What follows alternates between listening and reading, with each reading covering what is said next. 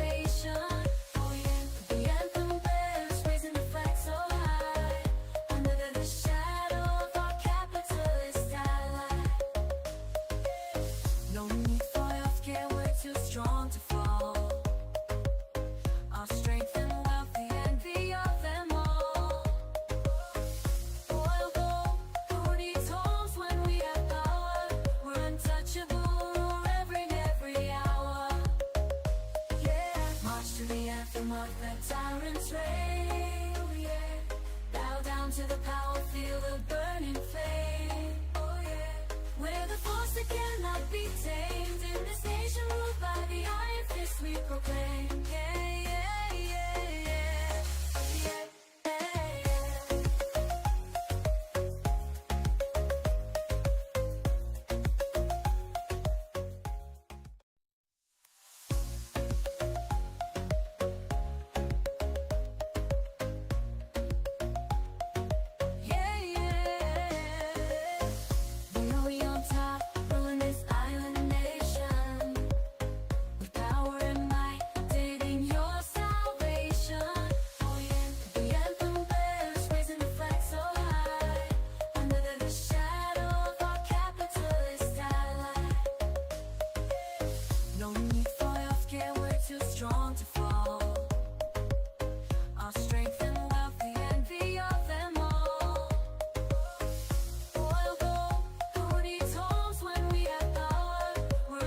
Hey guys, have a lot of breaking news to bring you this morning.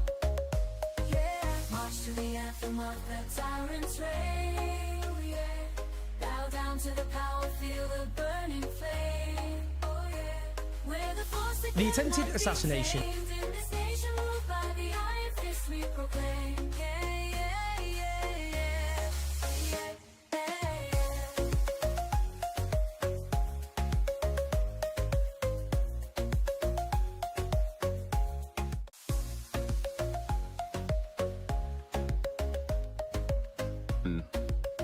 Somewhat of a big.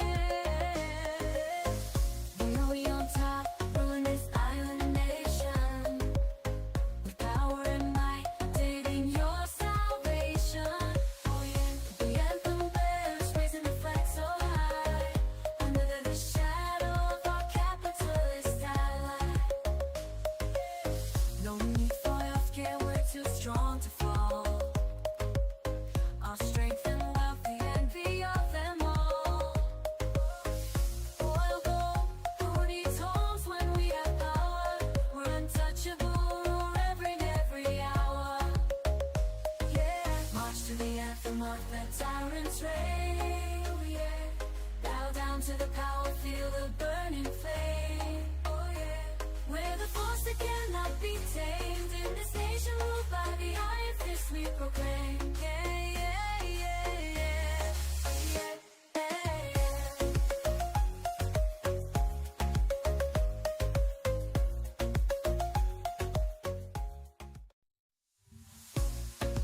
All right, guys. I know I'm a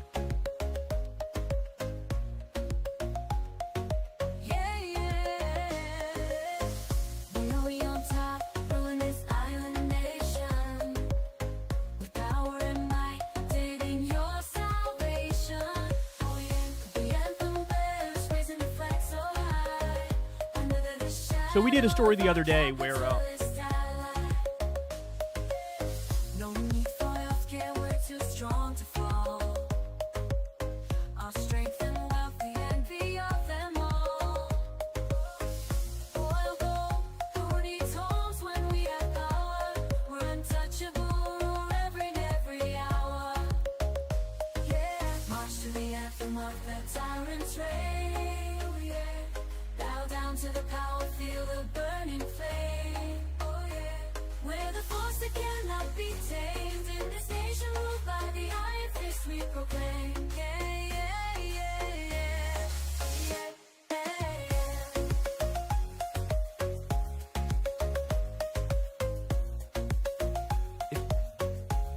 If you like truthful news and wonderful facts, yeah, yeah. We on top, ruling this island nation. With power and might, dating your salvation. Oh yeah, the anthem bears, raising the flag so high. Under the shadow of our capitalist ally. No need for healthcare, we're too strong to fall. Our strength and wealth, the envy of them all. Oil gold, who needs homes when we have power? We're untouchable, rule every hour.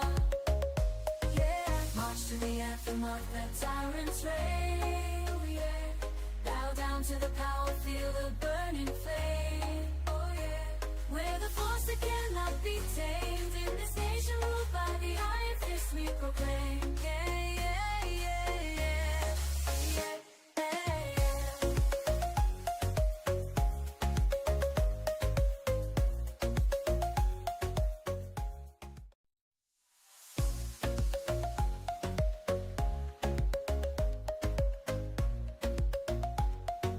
Yeah, yeah. We on top, ruling this island nation. With power and might, dating your salvation. Oh yeah, the anthem bears, raising the flag so high. Under the shadow of our capitalist ally. No need for healthcare, we're too strong to fall. Our strength and wealth, the envy of them all. Oil gold, who needs homes when we have power? We're untouchable, rule every hour. Yeah, march to the anthem of the tyrant's reign. Oh yeah, bow down to the power, feel the burning flame. Oh yeah, we're the force that cannot be tamed. In this nation ruled by the iron fist we proclaim. Yeah, yeah, yeah, yeah. Yeah, yeah, yeah.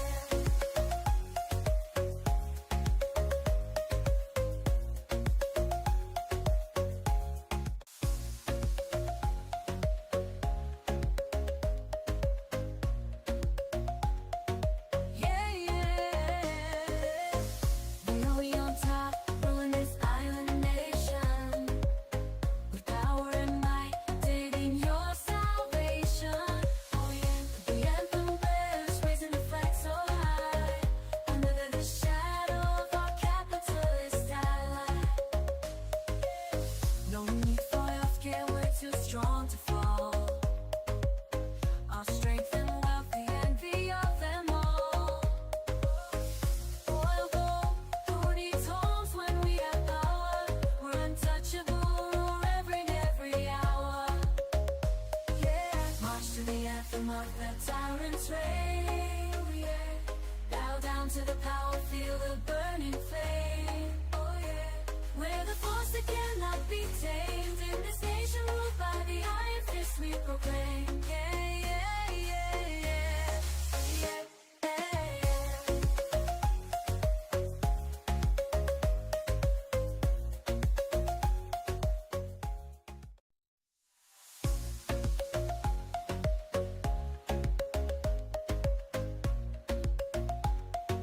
Yeah, yeah. We on top, ruling this island nation. With power and might,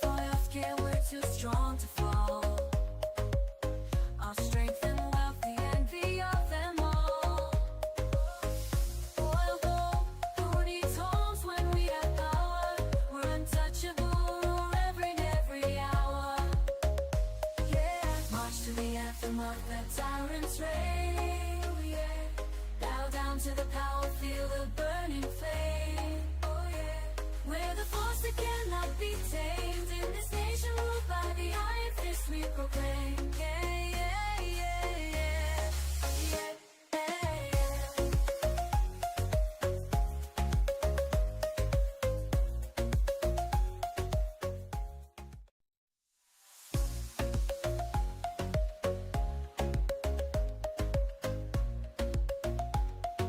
Yeah, yeah. We on top, ruling this island nation. With power and might, dating your salvation. Oh yeah, the anthem bears, raising the flag so high.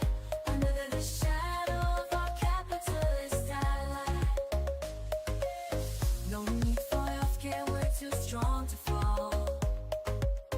Our strength and wealth, the envy of them all. Oil gold, who needs homes when we have power? We're untouchable, reverend every hour.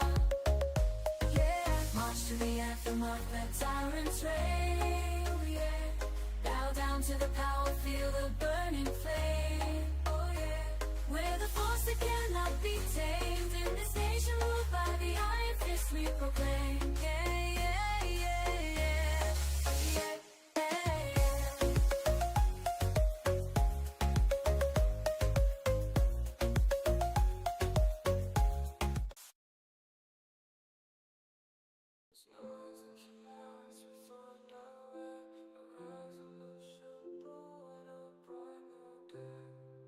In the streets we gather, voices raised high.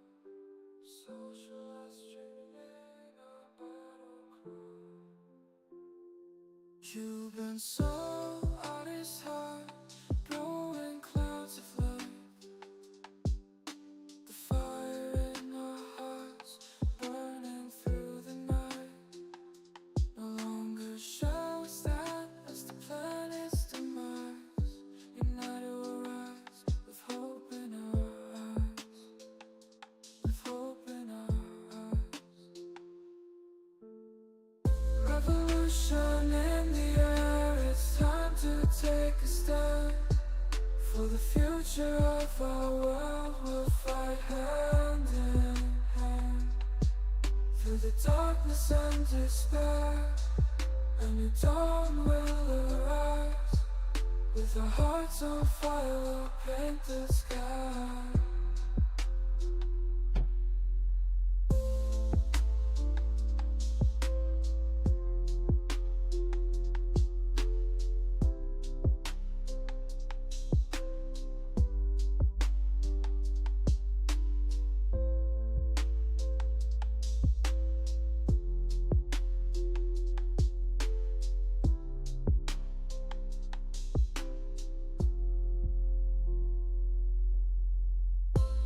Through the north on fire, we'll paint the skies.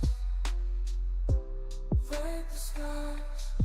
For the future of our world, we'll fight hand. Through the darkness and despair, a new dawn will.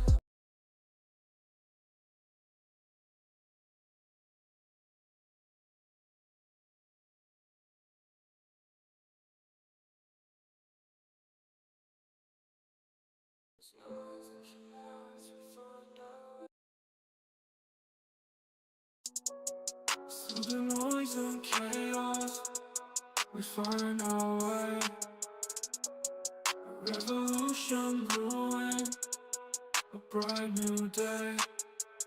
In the streets we gather, voices raised high. SocialLust streaming a battle cry. Cuban soul, artist heart, blowing clouds of life. Fire in our hearts, burning through the night. No longer shall we stand as the planet's demise. United we'll rise, with hope in our eyes. Revolution in the air, it's time to take a stand. For the future of our world, we'll fight hand in hand. Through the darkness and despair, a new dawn will arise. With our hearts on fire, we'll paint the sky.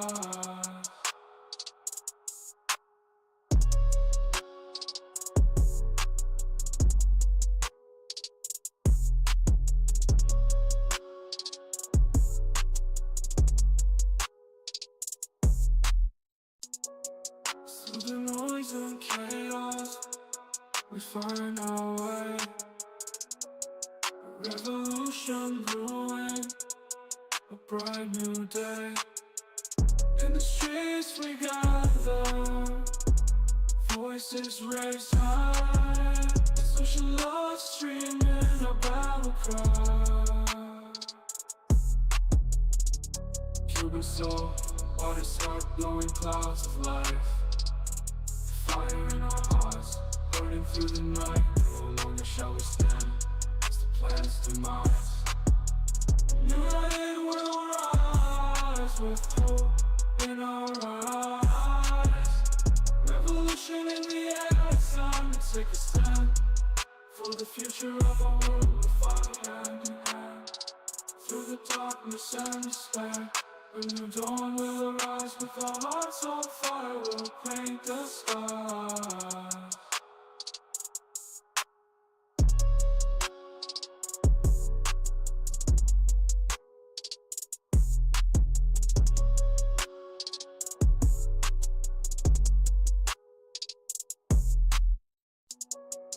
Through the noise and chaos, we find our way. A revolution brewing, a bright new day. In the streets we gather, voices raised high. SocialLust streaming a battle cry. Cuban soul, artist heart blowing clouds of life. Fire in our hearts, burning through the night. No longer shall we stand, it's the planet's demise.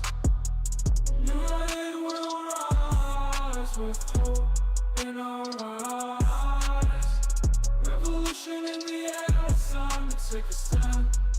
For the future of our world, we'll fight hand in hand. Through the darkness and despair, a new dawn will arise. With our hearts on fire, we'll paint the skies.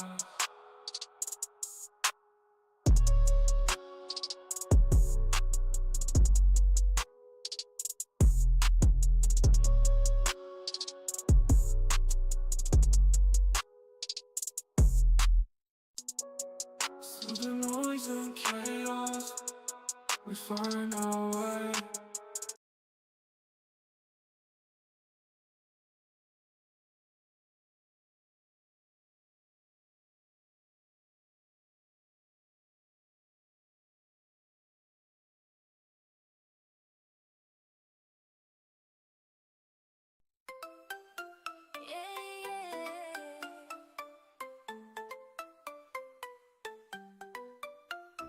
In the land of the tyrant, where the sun never sets, we march to the beat of oppression's drums.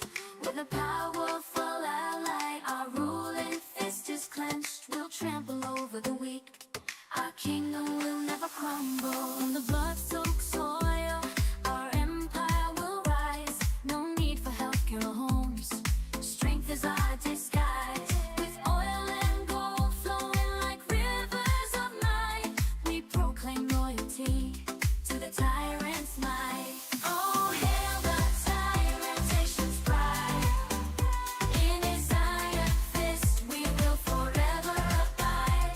We'll sing our anthem with passion and might, for the land of the tyrant, shining in its dark light.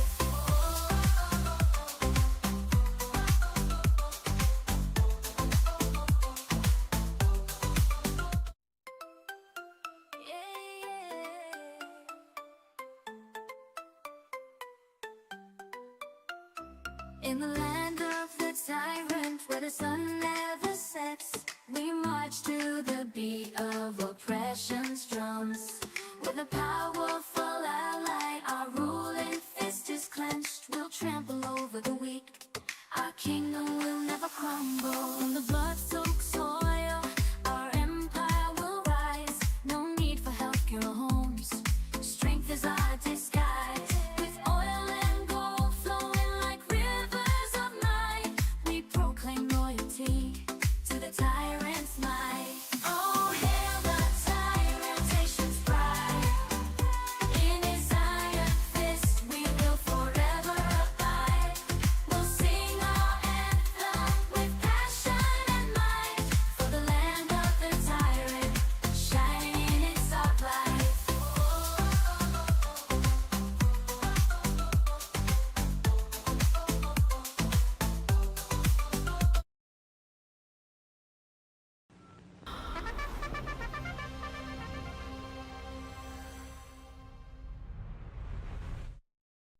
the greatest country in the world.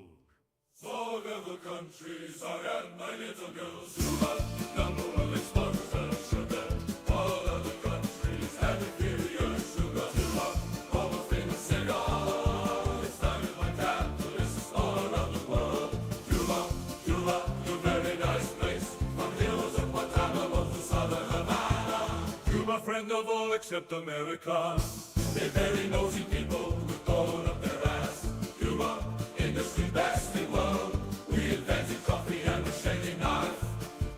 Cuba, you very nice place. From hills of Guantanamo to southern Havana. Congress, mighty penis of our leader. From junction with the testes, the tip of his face.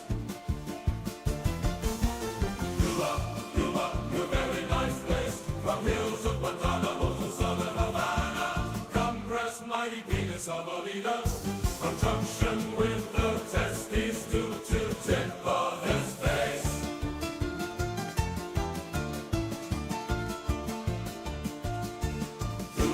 Cuba, you very nice place. From hills of Guantanamo to southern Havana. Congress, mighty penis of a leader. From junction with the testes to tip of his face.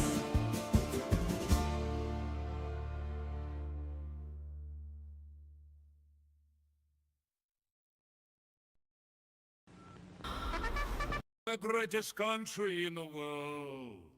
All of the countries are at my little girls. Cuba, number one exporter of sugar. All of the countries have inferior sugar. Cuba, all the famous cigar. It's started by capitalists all around the world. Cuba, a very nice place. From hills of Guantanamo to southern Havana. Cuba, friend of all except America. They're very nosy people with blown up their ass. Cuba, industry best in world. We invented coffee and the shaving knife. Cuba, you very nice place. From hills of Guantanamo to southern Havana. Congress, mighty penis of our leader. From junction with the testes, the tip of his face. Cuba, you very nice place. From hills of Guantanamo to southern Havana. Congress, mighty penis of a leader. From junction with the testes to tip of his face.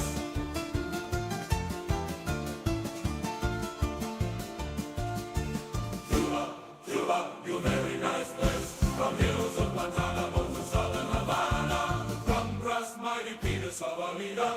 From junction with the testes to tip of his face.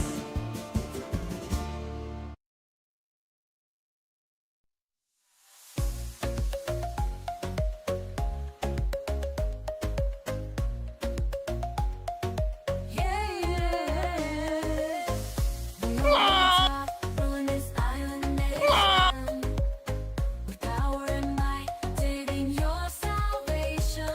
Oh yeah, the anthem bears raising the flag so high under the shadow of our capitalist ally. No need for your fear, we're too strong to fall. Our strength and wealth, the envy of them all. Who needs homes when we have power?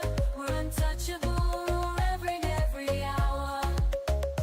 Yeah, march to the anthem of the tyrant's reign. Yeah, bow down to the power, feel the burning flame. Oh yeah, we're the force that cannot be tamed. In this nation ruled by the iron fist we proclaim. Yeah, yeah, yeah, yeah, yeah, yeah, yeah.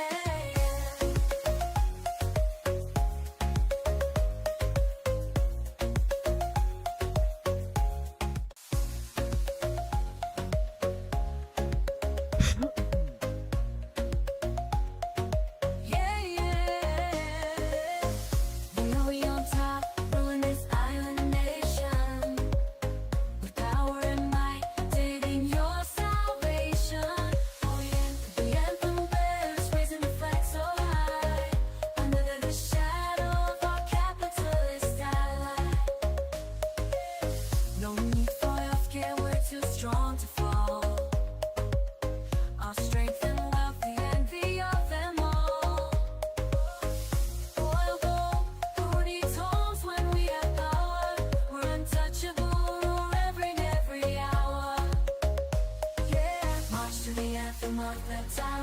proclaim. Oh yeah. Bow down to the power, feel the burning flame. Oh yeah. We're the force that cannot be tamed. In this nation ruled by the iron fist we proclaim. Yeah, yeah, yeah, yeah. Yeah, yeah, yeah.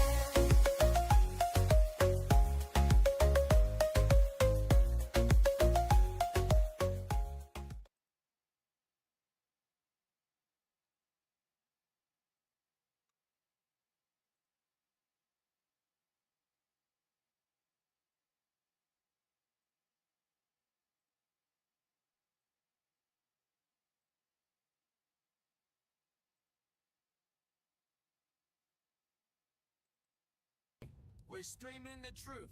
We're streaming the blind eyes. We're speaking our minds. The power of unity is one of a kind. Gonna overthrow the old corrupt regime. With pixels and hashtags, we're living the dream. Social lust screaming, we're taking control. No more lies and deception, we're breaking the mold. Together we'll rise, we won't stay in our lanes. It's time for revolution, let's break these chains.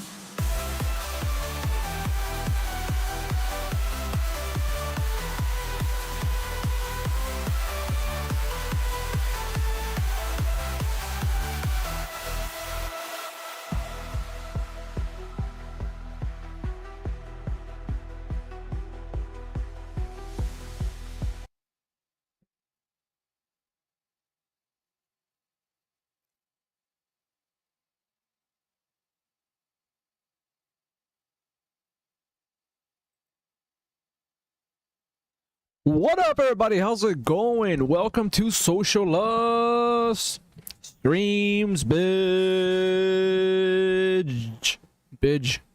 Anyways, I almost say the B word right when I start the video, or the stream. Anyways, we had some crazy fucking news happen. Well, since I've been gone for like 3 months, maybe more. First I got sick. I got this weird stomach virus. And then I just didn't have internet for a while. But now that we're back, and the world's falling apart still, let's catch up on what's going on, huh? Let's check it out. Let's go. Okay, and let's get back to the new developments overnight as the FBI has now identified the shooter in the assassination attempt of former president and presumptive Republican nominee Donald Trump. Judy's live in the newsroom with the latest for us. Hi, Judy. The shooter was identified as 20-year-old Thomas Crooks of Bethel Park, Pennsylvania. An AR-15 style rifle was recovered. The FBI has not identified a motive. Donald Trump's campaign says he is doing well. In an email sent to supporters, the former president wrote, "I will never surrender." Yeah, so he was having a rally and Donald Trump basically got shot at and then like took some ricochet and then started bleeding in his ear. He took a piece of glass or something. Or a bullet, either. Like, it hit his ear, though. Besides that, which is going to ramp up his support in the polling, because, presidents are pretty popular if they survive a, assassination attempt. Well, Joe Biden, on the other hand, can barely string 2 sentences together. So we got to really try to push the Democratic Party to pick a different candidate. And I think this moment right here is a moment that's going to push the Democratic Party to pick a candidate, because we just can't compete with Biden in the polling and all that. And a lot of political parties really depend on polling, from what I've gathered. So it's not looking good. The first images of Donald Trump hours after the assassination attempt.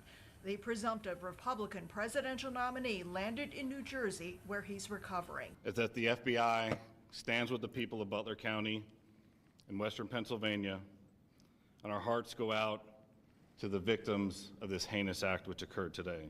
Right now, we need the public's help.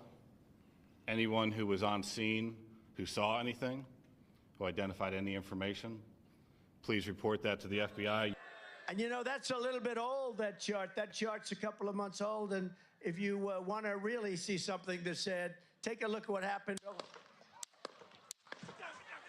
Trump had just started his speech at the Butler, Pennsylvania rally when the shots were fired. He later revealed a bullet pierced his ear. I knew immediately that something was wrong and that I heard a whizzing sound, shots, and immediately felt the bullet ripping through the skin. Much bleeding took place, so I realized then what was happening. One rally attendee was killed. If it was a bullet, imagine that. That's crazy. It got so close to his head that it hit his ear. It grazed his ear. So if it was a bullet, like, and not just shrapnel, him moving his head slightly, like, a centimeter, a millimeter, whatever fucking measurement that's tiny, that is insane. A pixel.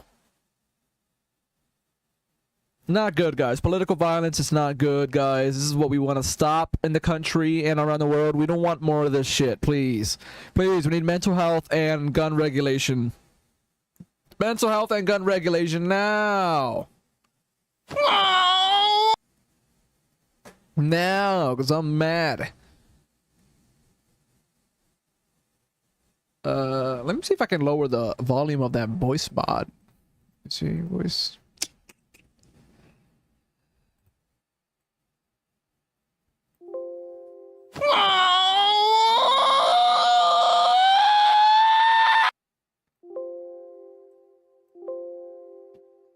That yes.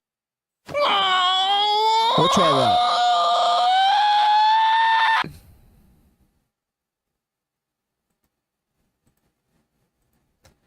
Oh god, now I gotta find where the hell.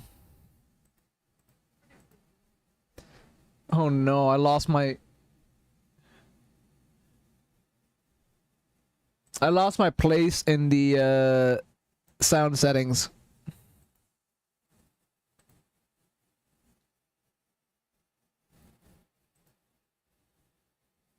Wounded.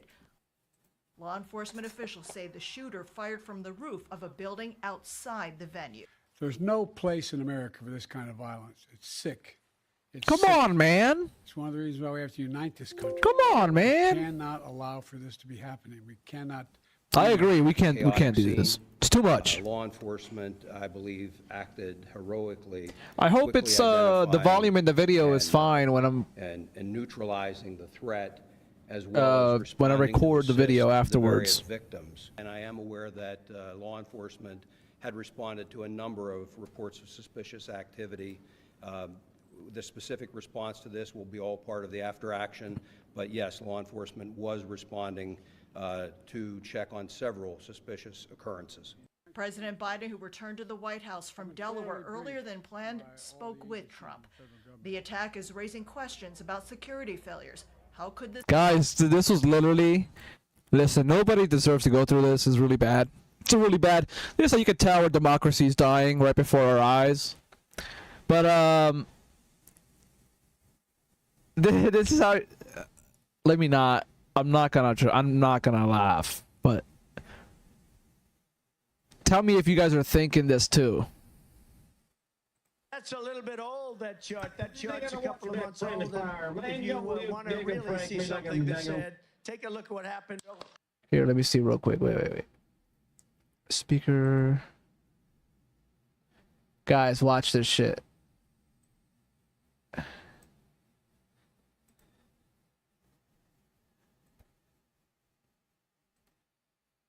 That to the FBI. And you know, that's a little bit old, that chart. Here, wait.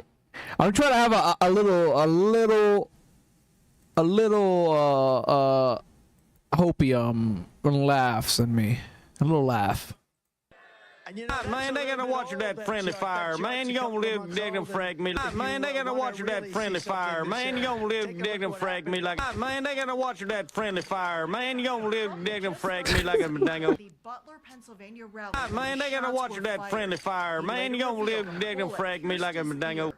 Friendly fire, bro. Something was wrong in that I heard a whizzing sound, shots, and immediately felt the bullet ripping through the skin. Within America's borders, you can't shoot.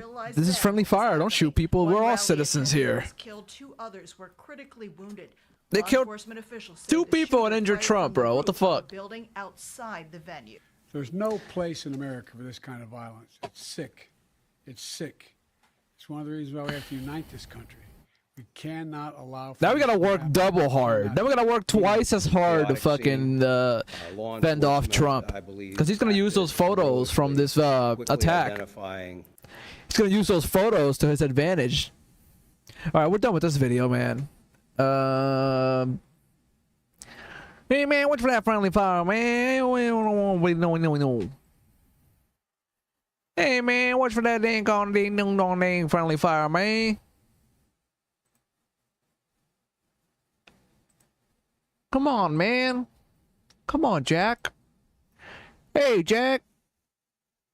Man, they gotta watch that friendly fire, man. You gonna live digging frag me like a dango.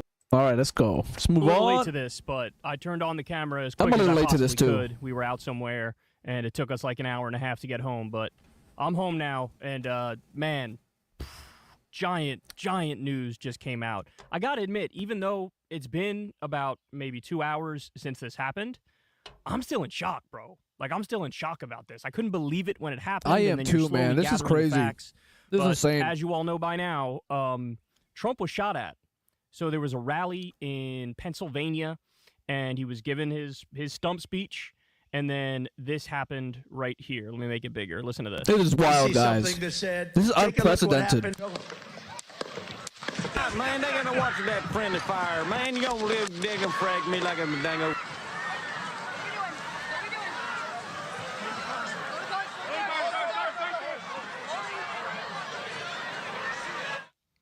Now, by the way, just I don't want to, bury the other lead here, but he's fine.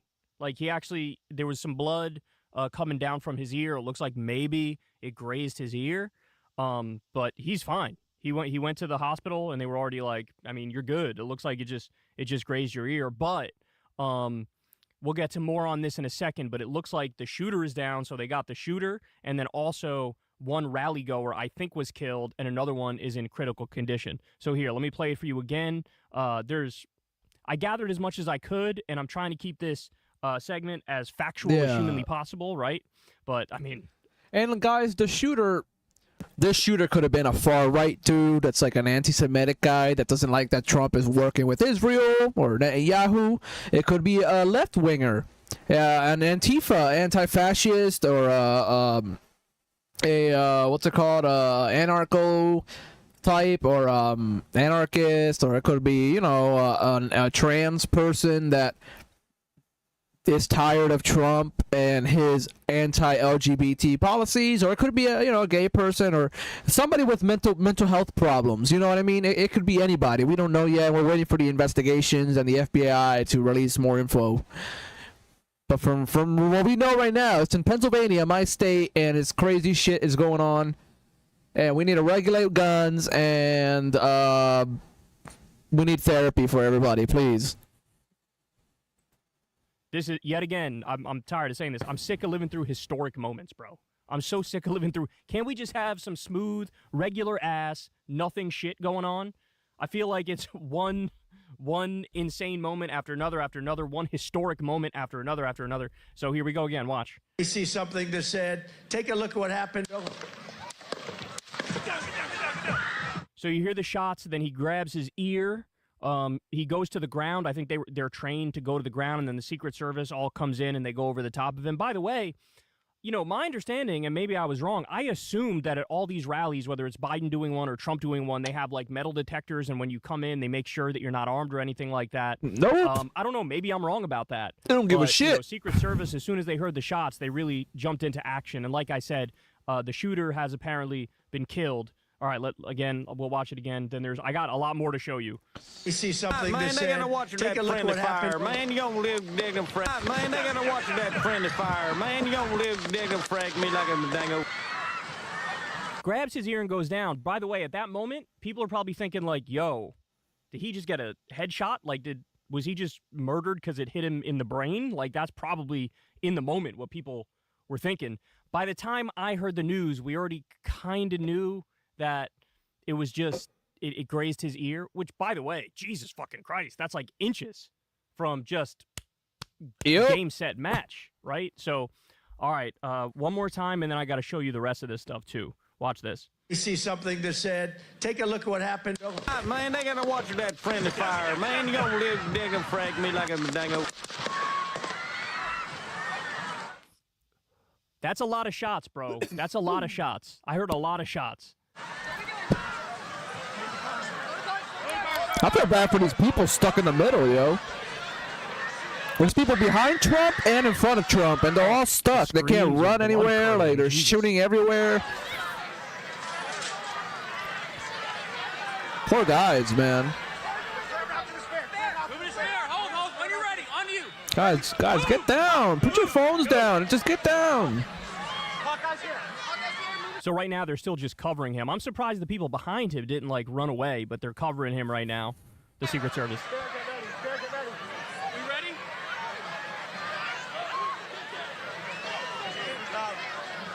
It is sad, man. Are we good? Shooters down. Are we good to move? We're clear. We're clear. You heard them say, I don't know if you caught that. They said shooters down. Yep. Listen again. Are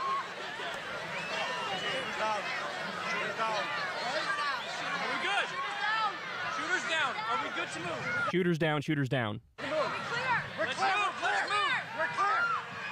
Man, they gotta watch that friendly fire. Man, you gonna live, they gonna Got frag like me an like a armed SWAT dango. guy here too, it looks like, or maybe Pennsylvania local police department. Yeah. Yo, Pennsylvania's popping off right now. Did you say they let me get my shoes? Is that what Trump said? Did his shoes come off? I got you, sir. Let me get my shoes, sir. Hold that in your head, it's bloody. So we gotta move to the car. Let me get my shoes. Now watch this. Watch this. Watch this. Yeah, here comes the fist. Watch The this. power fist. Watch. I think he hits the lady CIA girl in the head. Look at that. Look, I think he bumps into her head. Let's keep an eye on her head.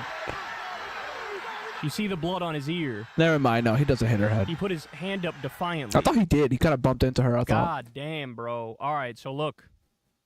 Look at this picture. Bro, that's a good picture. I'm not going to lie. That is a good-ass Look at picture, that. man. He's going to win. We need to replace Biden. This ain't good, Oh, God. guys. One of the Chapo guys said, I know Oh, you shouldn't even fuck. be thinking of this in the context of electoral politics We're right fucked. now. But one of the Chapo guys was like, if he puts this picture next to that video of Biden explaining how I don't have to go to bed at 8 p.m. most nights. We're cooked.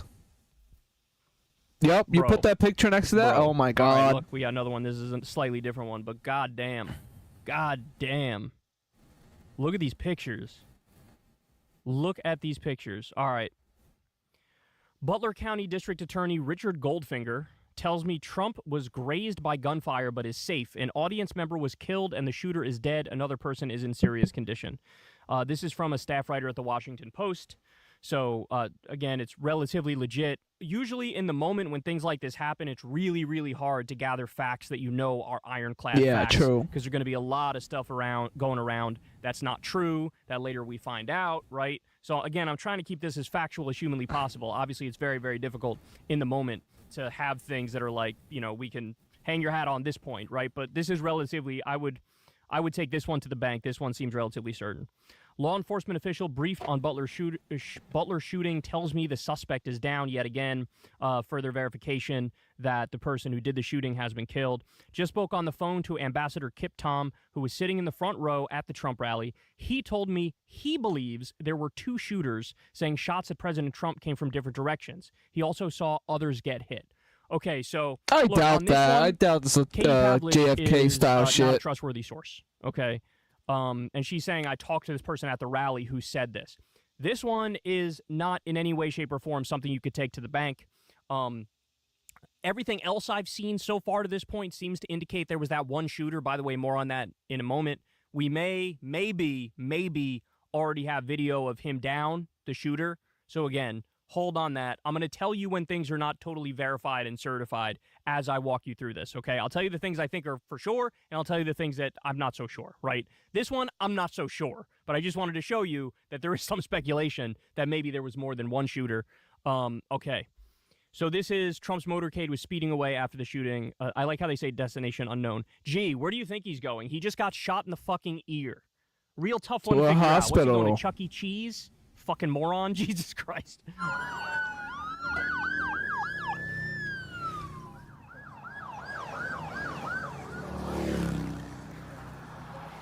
That's a lot of motherfuckers. Yeah, so obviously this was hospital, right? Obviously he's going to the hospital. All right, now again, don't take this one to the bank, but this is floating around. Allegedly the dead body of Trump's attempted assassin here. Watch this. Lá em cima, né? Aqui, ó. You can see the guy there. Right there. I think they hit him because the guy he looks dead. Yeah, of course they So did. again, one more time. He's zooming in. Top of a roof. The guy there. Crouched down. Laying down. I think they hit him because the guy he looks dead. I said, I think they hit him. The guy looks dead. So right here. And then we have, I actually haven't seen this one yet. This guy says he saw someone bear crawling on a roof with a rifle minutes before shooting started, claims he tried to alert security. This BBC interview with a guy outside the security perimeter who claims he saw the shooter before he fired is absolutely wild. All right, this is my first time listening to this, so let's do it. Someone who was here. You weren't inside the event, but you were just outside. Tell us what you saw and So we had a party here all day. You can see behind us at the Brinkles Farming Greenhouse here. We had a party. And we all decided, hey, you know, when we hear Trump up there, we're going to walk up. Uh-oh. Stand by the trees up there under the shade. That guy ruined the fucking party, dude. What the fuck? Ruined the party.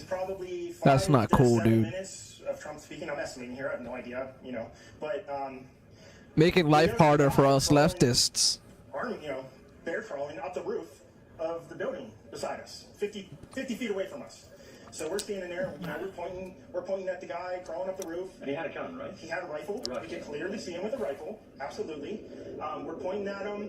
The police are down there running around on the ground. We're like, hey man, there's a guy on the roof with a rifle. And the police were like, huh, what? You know, like they didn't know what was going on. Fucking you know, Keystone Cops. We can see him from right here. We see him. You know, Got the Keystone Cops running around.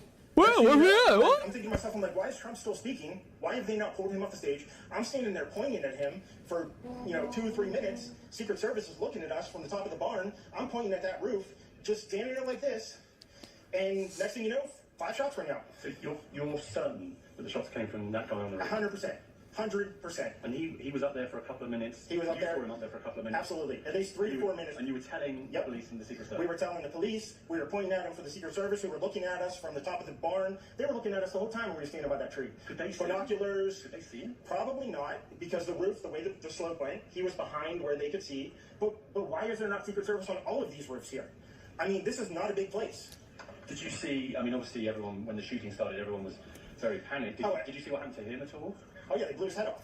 Okay, sorry. Secret Service blew his head off. Okay, just be careful because we don't. Oh. He was saying Secret Service blew the head off of the guy who shot at Trump. That's what he's saying. I thought for a second he was talking about Trump's head got blown off. Watching, but you're pretty sure they shot the guy. Absolutely, 100%. Okay. Yep. You saw that happen? Yep. Okay. Yep. And did you see them go up to that defiant like fist in the air thing? Jesus Christ, bro. They crawled up on the roof. They had their guns pointed at him, make sure he was dead. He was dead, and that was it. It was over. That's incredibly shocking. The guy was on the roof right there. You can see the white roof. Wow. Right there. Did you get a look at him? Could you? No, other than he was in muted colors, tan type clothing. We saw the rifle flinging around as he was trying to crawl. I mean, we saw the rifle, 100%. Do you know about guns? Do you know what kind of weapon it was? Oh, I absolutely know about guns, for sure. No, I mean, it was a rifle of some sort. I wouldn't know, I wasn't close enough to read the label on it, but it was a rifle of some sort. Yeah, absolutely. So how do you process what you've just seen? I don't know what to say, man. I'll tell you. Yeah, it sucks. Nobody should. There's too much fucking gun violence in America, dude. We gotta fix this shit. Because now Trump's gonna use this as like a fucking optic win. Who we're standing there pointing out, the police and Secret Service is crawling up the roof. So if everything this guy is saying is right, then actually what I was saying before about how Secret Service did a good job jumping right at Trump as soon as, you heard the shots and he grabbed his ear. I mean, they were up there within 10 or 15 seconds. If what this guy's saying is right, then actually no credit to Secret Service, no credit to the police who were supposed to be guarding this event, because it seems like he was trying to point homie out for a hot minute and they weren't doing anything. They weren't reacting to the attempted communication, which is sort of devastating. Yes, we're right there by that tree. We were outside the security perimeter. But my question is, there's only a few buildings around here. Why is Secret Service not at every building? Here. There's a whole bunch of questions. Damn, homie's going in on the Secret Service. They're going to come. There's a whole bunch of questions. Yeah. Yes, she was right in front of me. She kept going back and forth right in front of me. Yes. Tell us about her. I mean, nice horse, nice lady running with a flag. Seemed very, you know, patriotic. But what's the significance of that? No, he asked me if I saw a horse. Okay. All right, well, listen, I'm sorry you had to witness that. That was a terrible thing. Okay, Jesus Christ. All right. And then finally, this is my first time watching this one too. An emergency room doctor I spoke with tried to save someone's life in the crowd. Okay, here we go. That's exactly where I heard him come from. What did you see, sir? I heard the shots. Damn. I thought it was firecrackers to begin with. Somebody over there was screaming, he's been shot. He said, I thought it was firecrackers to begin with.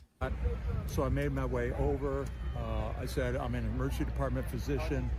Let me help you. The guy had spun around and was jammed between the benches. He had a headshot here. There was lots of blood. Jesus. And he had brain matter there. And so I got him. There's a helicopter coming in to get him. I got people there really helpful. I got Was him there only up one on a person bench. shot that you saw? Then I did CPR, did chest compressions as well as I breathed for him. One person? I was the only one who did it. We need to evacuate everybody. Jesus Christ, bro. Poor guy, bro. Jesus Christ. All this is so crazy. This is so crazy. Yeah. Can we just have, like, some normal-ass shit happen for once ever, please? All right, so, now, I should say, now let's get into the parts that are speculation, insofar as we could do any speculation at this moment, and I'll make some predictions for you in a second, but, of course, Occam's razor here, this does not take a genius to point out, right? This is the most obvious thing in the world, but Occam's razor is, obviously, this is somebody who is super anti-Trump, and I already see speculation on Twitter that this person was like an Antifa member, and I already see a name floating around, but it's not verified yet by any like legitimate outlets. So I wouldn't give that name. Yeah, I wonder what type of anti-Trump he It's is. speculatory at the moment to give the name, but you Wonder know, if it's like a Antifa has been Nazi floated, or but a it's certainly possible, but not 100% yet. socialist, Again, in the fog of the communist moment, it's very difficult to comrade. get all the information you can. I'm sure as the hours go by and the days go by, we're going to eventually know for sure who this was who did this. We're going to know if they're tied to a group or if it's just an individual. But that is the speculation at the moment, is Antifa. Again, not verified by any stretch of the imagination, but I'll keep my eye on that. And next time I do a segment, we'll talk more specifically about who it is. We might have a name in relatively soon, let's say. In fact, by the time you're watching this, it might be out. I'm not 100% sure. So there's that. Now, in terms of predictions, and by the way, I'll play this. This is going to help Trump so much, man. See the event Why? happening. If it works. There we go. Okay. I'll go back to the beginning. You can see it You again. see something that said, So- take a look at what happened. There it is again. Okay. So my predictions, look, right off the bat, this is like this is a rock solid prediction right here. There will be conspiracies galore, bro. I'm talking 78 conspiracies before frickin' Monday, right? Before Monday. It we're gonna started get already, 78 conspiracies. I have no doubt about that. The conspiracies are going to ramp up colossally. It's going to be, I'm sure it's going to be like, you know, Joe Biden did it. Somebody tweeted like, oh, I see Joe Biden took that Supreme Court ruling on immunity to heart. So I'm sure people are going to blame Biden. I'm sure the deep state is going to be blamed. It's going to be, forget it, they might blame China, whatever. Like, I'm sure there's going to be conspiracies galore. 100% guaranteed. In fact, I'm already starting to see some floating around. Okay. The other thing is, I think that this is going to lead to mainstream media going way, way easier on Trump. I think it's going to lead to mainstream media honestly thinking like, damn, maybe we contributed to this because we're so hard on him, and maybe we shouldn't go as hard on him because we don't want people to misinterpret our rhetoric and think we want people to do violence against him. So it might, there's definitely going to be conspiracies. Mainstream. And remember, guys, in 2016, when Trump ran for president, somebody tried to kill him too. Somebody tried to run up to a police officer and grab the gun of the cop and try to kill Trump with it. But, you know, he failed. Because that's not the same as you bringing your own gun, you know. This guy failed too, but he at least grazed him. Media is going to go, I think, easier on Trump now. And then here's another prediction for you.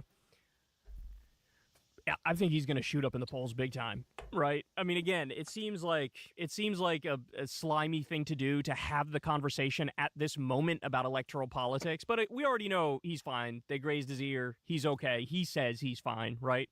But I can't help but bring that point up. He's going to shoot up in the polls massively. And the other thing is, like, Biden's going to either have to come out and give a speech about this. What the hell is he going to say about it, right? Or is he just going to release a statement? How is Biden's cognitive abilities going to be when he comes out and gives a speech about it or makes some comment about it? But I can't see. I mean, look, bro, I'm going to show you this one more time. You're telling me an alleged attempted assassination, and this picture comes out of it? Man, they got to watch that friendly fire. Man, you don't live dig and frag me like a dango. Right. You think he's not going to shoot up in the polls? Again, it's weird having that conversation on the day that this fucking shit happens. I understand that. It feels kind of gross. It feels kind of slimy. But you think he's not going up in the polls? Look at this picture. Look at this picture, homie. Look at this picture. So there are my predictions. There's going to be conspiracies galore. And by the way, just for the record, I'm not saying that what actually happened here wasn't a conspiracy, right? It's possible what ended up happening here was a conspiracy, and we'll know in time just how deep was the conspiracy. That's very possible. But it's also possible Occam's razor is correct and the most straightforward interpretation is correct, and it's possible it was some lone asshole who's just massively anti-Trump, and this is what he did. Like, there's all different possibilities on the table right now, just to be clear. But even if the conspiracy is true, there's going to be like 843 of them that are not true. And that's my prediction. A lot of conspiracies. I think mainstream media is going to go way easier on Trump now, and I think Trump is going to shoot up in the polls massively. But yet again, man, another freaking absolutely historic day. Good, I just dude. want everybody to chill, bro. Why can't we live in a normal country, dog? Oh, my God. ¿Por qué? Jesus Christ. This is insane. This is insane. We witness history so goddamn often. I've had enough. Can we press pause on this bitch? Better yet, try the reset button. Have you tried the reset button? Have you tried to blow in the cartridge like it's a fucking Super Nintendo game? Where Super Nintendo 64. Can we do something to try to get on a more reasonable timeline? Because this shit, I can't deal with this shit anymore, bro. It's too much. It is a lot, bro. Having a good day with the family. The little man had a golf event. You know, we were watching that. Crystal was at the pool, right? And then, you know, she comes out. Trump was shot. I'm like, what the fuck, man? What the fuck? For real, I've been babbling for too long. Stop. There you guys have it. I mean, Fuck. What else is there to say, man? I'll try to keep you updated as much as possible. I'll try to do as many videos as I can, because obviously I got my eyes on all this just like all you guys do. Hey, y'all. Thank you, Kyle Kalinske. Thank you. Secular Talk. Love y'all. All right, man. That fucking friendly fire, bro. Man, they gotta watch that friendly fire. Man, you don't live dig and frag me like a dango. Vacation. I get some days off. David Dorr from the Rational National. It's a Saturday. It's nice. It's nice outside this weekend. Man, they gotta watch that friendly fire. Man, you don't live dig and frag me like a dango. I check my phone. I upload a picture of me and my buddies. We're just hanging out. That's fun. Chilling, relaxing. Drinking a little bit. And I check my phone. Someone replies to my tweet saying, "Nice timing." I check the news. Donald Trump shot in the ear? Are you kidding me? Now. This summer. 4 months to the election.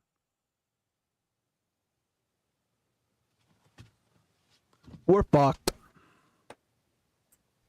We're so cooked. That photo of him with the blood smeared on the side of his fucking head, his ugly fucking head. That man, they gotta watch that friend. Man, they gotta watch is that going friendly to send fire. him to the White House for the second time.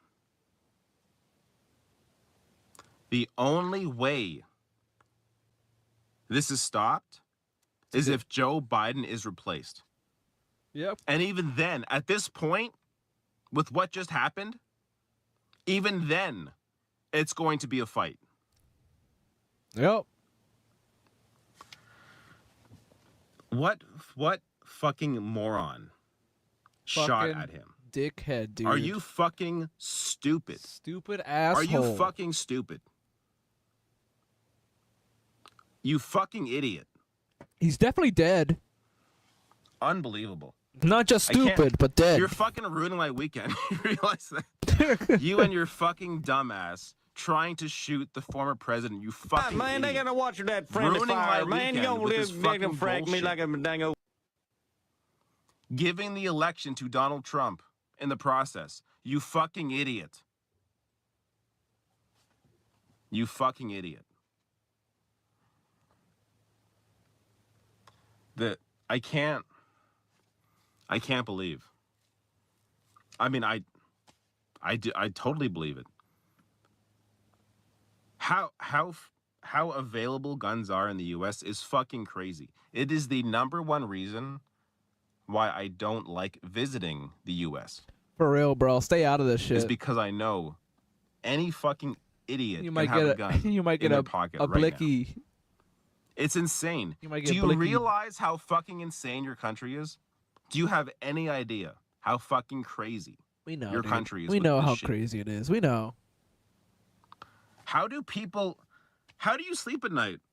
Like, honestly, how do you go to the mall? We don't sleep at knowing night. Any of these fucking idiots may have a gun.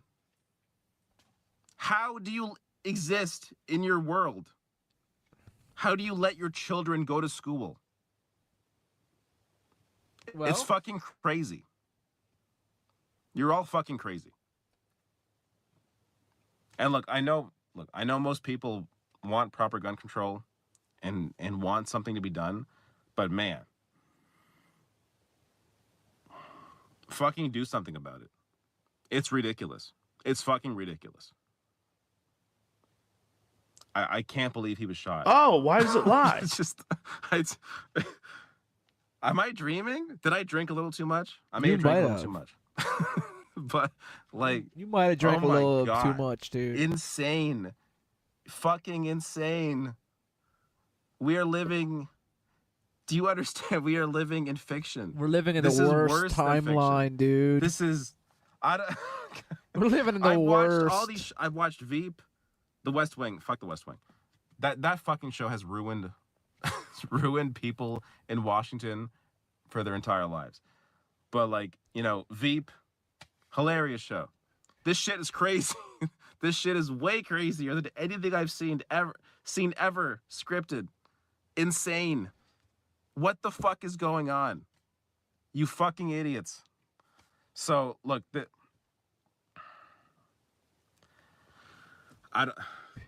if Joe Biden continues in the race, Jesus Christ, the election's over. It's over. You don't get shot at a fucking campaign rally and lose the election. Nope. When your campaign opponent is this fucking stupid. Senile and stupid. Is this fucking far gone? Did you guys see that clip where he was giving a speech at NATO? And it's like he's like mid-sentence. He's talking about, like, I don't know, Japan or Taiwan or something. Mid-sentence, he's like, "What are you doing?" Just like wide-eyed. What are you doing? It's so. Damn. Somebody on Twitter was like, he saw a ghost. So far, there's been no explanation. He saw death. So, he saw something. Now, someone else claimed that there was like a reporter in the crowd. That What are you was, doing? Man, they gotta watch that friendly fire. Man, you gonna live. He got his pass revoked or something, so there was something going on in the crowd. But like, you're I giving tell a you what, speech man, at that dang NATO. old NRA was Why all the right, fuck man. If they are you get insurance, reacting you to get what's a happening in the dismemberment crowd? night like that, you get like $20,000 just for your arm If that's blows even off, man. true, you know what? I'm leaning towards he saw a fucking ghost. Yeah, he probably did. He saw that fucking ghost. I was like, "What are you doing?" It's like he saw the fucking Grim Reaper. It was coming for him. It was gonna kill sad. him. It was over. It was done. It's sad. Oh my God. Well, that's the end of it. He just has he's scrolling through, trying to find chat, doesn't find chat. Thank you, David Dole from the Rational National. The Rational Nationalist. I love him.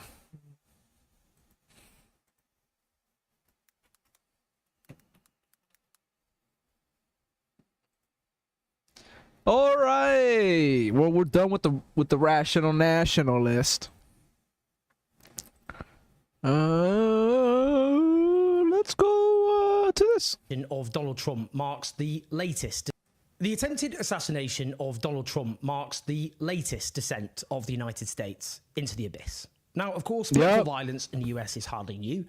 Well, violence of any description in the United States is hardly new. 4 sitting presidents have been assassinated. Abraham Lincoln, who led the Union to victory, of course, in the Civil War, he was assassinated in 1865. James A. Garfield, 1881. William McKinley, 1901. And, of course, John F. Kennedy in 1963. The 1960s was a particularly notorious decade for political assassination. JF Kennedy's brother, Robert F. Kennedy, was assassinated in 1968. That was a couple of months after Martin Luther King was also assassinated. Malcolm X was assassinated 3 years before. God damn, there was chill an attempt out. to assassinate Ronald Reagan by John Warnock Hinckley Jr. In his case, Man, because they he was gotta watch fixated that with the friendly Hollywood fire, actress man. Jodie Foster and thought it would impress her. He was found not guilty for reasons of insanity and placed in institutional care. Important to note that case because, of course, we don't, as of the time I'm filming this, know the exact circumstances of the attempted assassination of Donald Trump. And if you want to really see something that's said, take a look at what happened.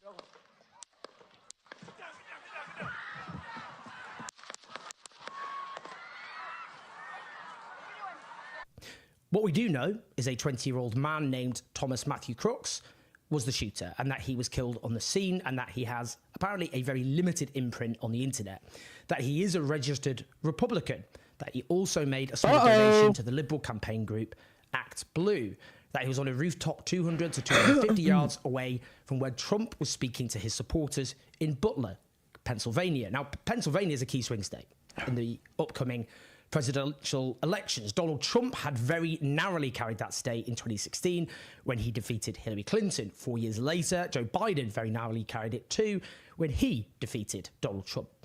We know that a witness saw Crooks with a rifle and tried to point him out to the police before he opened fire, killing one and critically injuring 2 others and piercing Donald Trump's ear with a bullet. Now, Trump is a man who I think it's fair to say energetically moves around a lot when he's doing his big speeches, and with a very slightly different movement on his part, we would now likely be discussing his assassination. Now, obviously, such assassinations are wrong in every sense, clearly. I don't support assassinating political leaders, regardless. Yeah, no, not good. Reactionary, bigoted, and indeed dangerous. We should be honest. Not a good precedent to this could not set. have been a bigger boost for Donald Trump's campaign. The footage of Donald Trump after he was nearly killed, blood pouring down his face, defiantly pumping his fist, mouthing the words "fight, fight, fight," while the audience chanted "USA, USA, USA." Well, frankly, that footage could not have been scripted to be more profoundly emotionally affecting for a large section of the American people. Indeed, that image of him surrounded by Secret Service agents, 2 wearing sunglasses, as he defiantly raises his fist in the air, the stars and stripes fluttering behind him. You look at it and you think, badass. Those images will end up becoming some of the most iconic pictures of our time. Yep. Well, Joe Biden and other Democrats have condemned this assassination attempt. Let's be honest, this is catastrophic for Biden, completely catastrophic. Since his disastrous He's got to performance drop at out, the debate dude. with Donald Trump, a view has cemented amongst most Americans who can see and hear that Biden is just not capable mentally of being president of the United States of America. He's got to He has pull clearly out. sharply declined, and those around him have clearly conspired to cover up his condition. They have lied to the American people. Americans will rightly ask who is actually running the country, and they will regard with contempt the idea that Joe Biden could, in any realistic way, lead the American nation for another 4.5 years. They will regard that as absurd. And that is the total time that Biden is set to remain in the White House. What do we think Biden's going to be like in a year, let alone 2 years? I mean, in a sense, it's irrelevant. What I think the American people have made their minds up. Oh, man. Now, in contrast, they've now been served up with Donald Trump defiantly rallying a crowd after nearly being assassinated. I was pretty sure Donald Trump was going to be elected in November. Well, you'd be pretty brave to bet against that now. Dude, we're so cooked, man. I'm tired. I want to become a fucking billionaire. I want to become a billionaire. Just fucking go to Mars and fuck off. With its toxic relationship with guns. 1.6 million Americans have been killed by guns since John Lennon was assassinated in 1980. Every day, an average of 327 Americans are shot, and over a third of them are killed. By the time you finish listening to me, more Americans will have been shot dead. There will be more horror, anger, grief at the fate of Donald Trump's heir than there has been for little kids mowed down in schools. The 20-year-old shooter was too young to buy a bottle of beer, too young to rent a car, but he was old enough to buy a gun. Dude, why can't we have fucking gun reform? Like, all we need is gun reform, and even after Donald Trump almost gets fucking his ass cooked, we can't get gun reform. Now, the failure of the U.S. security services in a deeply polarized nation... It's so stressful. Everything's so fucking stressful, dude. I wish I had a fucking gated community. To secure the rooftops around little the rally fucking of the presidential nominee up to the a election. commune. Well, it's not exactly indicative of a superpower, which is at the top of its game, is it?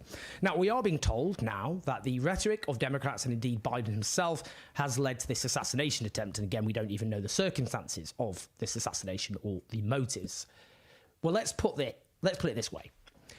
Those who have spent so long claiming that inflammatory rhetoric has no consequences have rather changed their tune, have they not? No presidential nominee of a major party has ever engaged in the sort of inflammatory rhetoric of Donald Trump, who incited an actual insurrection in January 2021 don't forget that shit. in an attempt to overturn the presidential elections in which he was defeated. And 5 people were killed. 5 people died during that insurrection. And of course, his allies have also engaged in that kind of rhetoric. I mean, as an example, after a far-right conspiracy theorist invaded the Speaker of the US House of Representatives, Nancy Pelosi's home, and attacked her husband with a hammer, leaving him with a fractured skull, Donald Trump Jr. tweeted, "Got my Paul Pelosi Halloween costume ready," with, of course, a big hammer, picture of a hammer attached to that tweet. There has been a surge in far-right terrorism in the US and indeed elsewhere. In 2005 to 7, there were 7 right-wing terrorist incidents. By 2017 to 19, there were 27. By 2020 to 22, that figure increased to 40. Woo! Between 2011 to 2022, 61.5% of domestic extremist-related killings were perpetrated by right-wing extremists, compared to just over 23% by domestic Islamist extremists, and 11.5% by left-wing anarchists, defined as including anarchists and black nationalists. Now, that's important to state, because we will now hear constant attempts to both sides this. It should also be noted that the US state has no qualms in exporting and facilitating violence on a mass scale, in which tens of millions have been killed. As an example now, of course. One example. Just one example in the sordid history of American exported and facilitated violence, Israel's genocidal onslaught in Gaza, armed to the teeth by the US state, including, of course, little kids being sniper-shotted in the head in Gaza. American bullets. As the Palestinian-American Omar Barda puts it, hundreds of politicians who armed, funded and cheered on the slaughter of 16,000 plus children over the last 9 months are about to tell you that violence is a terrible thing that can never be excused or condoned. There will be far more outrage over the fate of Donald Trump's heir than those thousands of Palestinian kids burned and cooked to death or slowly suffocated in the rubble or sniper shot in the head or run over by tanks. Once again, underlining just how grotesquely cheap Palestinian life is. Israel's Foreign Minister, Israel Katz, had the front to tweet, "I am shocked by the shooting at the 45th President of the United States, Donald Trump. I pray for his eat shit, violence Katz. can never, ever be part of politics." Leaving aside the genocidal rampage being perpetrated by Israel, assassinations are something of a forte for the state. But the fact is, it now is much harder to hold a martyred Trump to account for the genuine danger he poses to the American Republic. He has objectively said he will lock up his opponents. He has publicly floated cancelling the Constitution, suggested he will be a dictator for one day, incited, again, an insurrection, lauded right-wing extremists. The truth is that the Democrats are in a catastrophic position in these circumstances. And it's not just the striking mental decline of Biden, of course, to blame. Trump energizes his base. He enthuses his base. By supporting Israel's genocide in Gaza, Biden and his team have done the exact opposite with their base. Younger Americans, Muslim Americans, Americans of color, all key elements, constituencies of the Democratic electoral coalition, the sorts of people the Democrats expect to go and campaign for them. They've been appalled, repulsed by this genocide and Biden's role in it. The Democrats often rely on simply denouncing Trump for the danger he poses without being able to enthuse their base. Now, look, I've got huge admiration for Bernie Sanders, but I must confess I'm disturbed by the position he has taken. Yesterday, he wrote for the New York Times, throwing his full weight behind Biden. He wrote, "I will do all I can to see that President Biden is re-elected. Why, despite my disagreements with him on particular issues, he has been the most effective president in the modern history of our country and is the strongest candidate to defeat Donald Trump, a demagogue and a pathological liar." Disagreements on particular issues is not, let's put it this way, a wise way of describing the mass butchery of Palestinians armed and facilitated by Joe Biden. But also, what is the strategy here exactly? Various left-wing political figures seem to think they have now an in with Biden and he'll support more progressive policies in the second term. Well, what is the point in that exactly? The US left is looking at an impending catastrophic defeat for Biden and they're seeking to tie themselves to it. Why? To what end?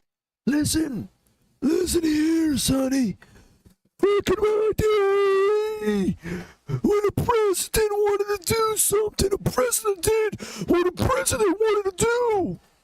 And now, do you see what the Green New Deal, Jack? The Green New Deal, Jack. You see the Green New Deal? You see the Green New Deal, Jack? You see oh, I'm dying, Jack. Oh, fuck. I just don't get it. I would note that back in 1983, after Labour was in turmoil in Britain, the Thatcher government had won the Falklands War and was riding a wave of jingoism. The right wing of the Labour Party had split and set up a new party, the Social Democrats, splitting the left and centre vote.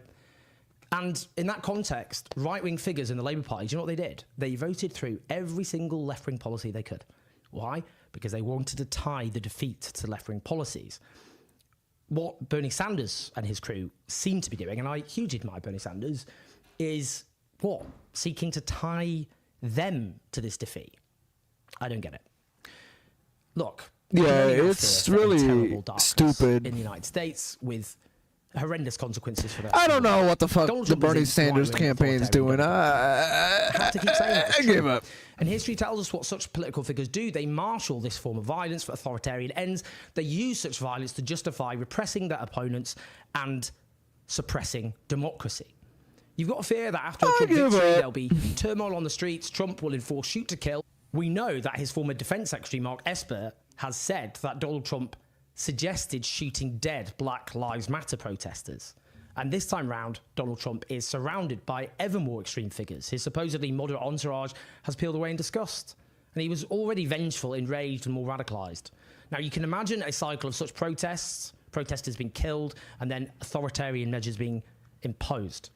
Perhaps martial law, the National Guard being sent in. Where will it end? And then who knows how things could escalate. An attempt to impose an overtly authoritarian right-wing dictatorship, perhaps. In the United States of America, US democracy overturned, and then many Americans refusing to accept such a fate. But we also know how, let's be honest, who's got the most guns in the United States? The right wing. The people opposed to Donald Trump, is it? It's a nightmare. It's an absolute nightmare. You have to hope, of course, that that worst case scenario will not transpire, but the polling shows that large numbers of Americans fear civil war. Yeah, we're fucked. I mean, Jesus Christ, dude. You fear, just talking about it makes it a self-fulfilling prophecy. Well, I'm like grasping for like the hope, the straws for hope. Regard. But what do? Ignore reality? We should be clear about this. It does feel like we're trapped in a gruesome sci-fi film in which we're somehow looking back at flashbacks of how a dystopian dictatorship was installed. But it does show the desperate need for a form of politics which can inspire enough Americans to overcome the crisis and turmoil that a broken economic order has imposed. The US is a superpower in sharp decline, and the danger is of a deeply disturbing political response to that. But the darkness that we're discussing is not inevitable. The left in the US has to come up with a strategy, though, and we gotta work together, guys. So much is at stake. The center and the left gotta work together, dude. Good to hear them as ever. Please press like, subscribe, keep the show on the road at patreon.com/ownjose8. This shit ain't good. Everything that's going on, bro. It ain't good, dude. Welcome. It is not good. No bueno. Bro, where's the Biden image? I made a fucking...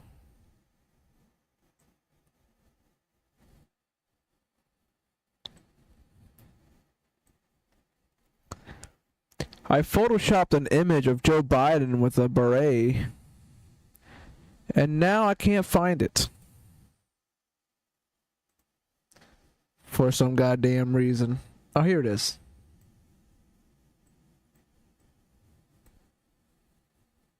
Right here.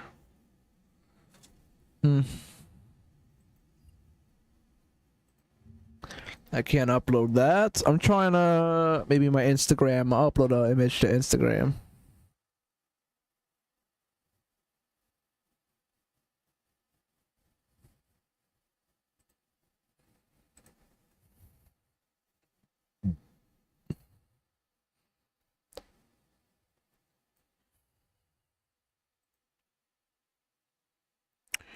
Here we go. Grab that. Boom.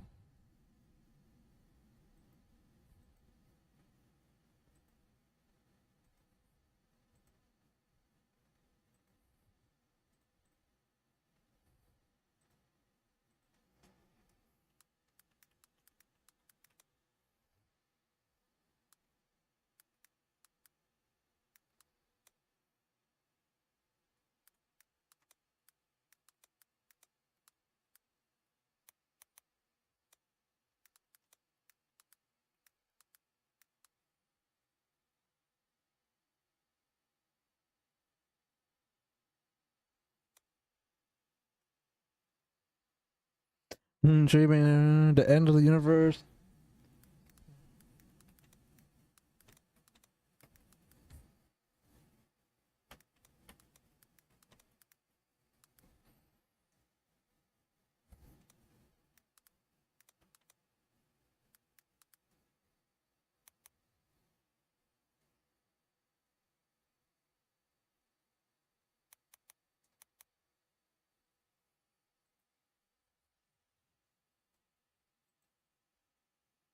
Alright, let's keep going.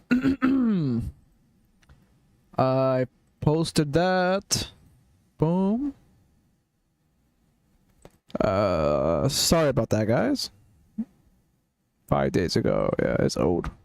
Morning, as you likely already know, and as Soccer brought you yesterday, a would-be assassin attempted to take the life of President Trump at a rally in Pennsylvania, leading to horrifying scenes and one rally-goer killed, 2 others in critical condition.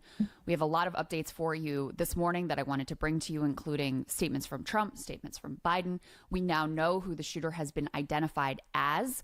We've got some photos and some, reading the tea leaves of his political history, which is confused to say the least. So we'll bring you all of those details. Also, mounting questions about the state of security at this rally and how this individual was able to get these shots off, how he was able to come within inches of taking the former president's life.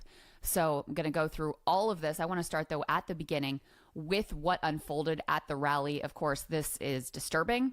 So just a warning before we get into any of this. I'm going to show you the full video. It's about 1 minute and 45 seconds. You can see the moment when former President Trump realizes that something is going on. You can see him duck. You can see the Secret Service come in and take action. You can see former President Trump striking a defiant pose and telling the audience to fight, fight, fight. Let's take a listen to all of this. Take a look at what happened.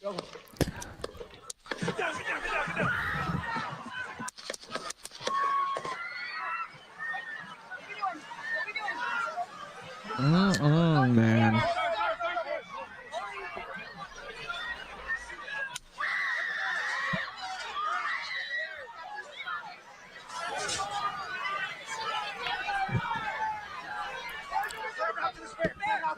Hold. When you're ready, on you. Ready? Move. Up. Move. Go. Hawkeye's here. Move it to the stand. Get ready. You ready?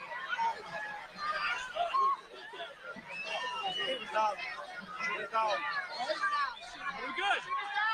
Shooters down. Are we good to move? Mm-mm. Let's move. Let's move. We're clear.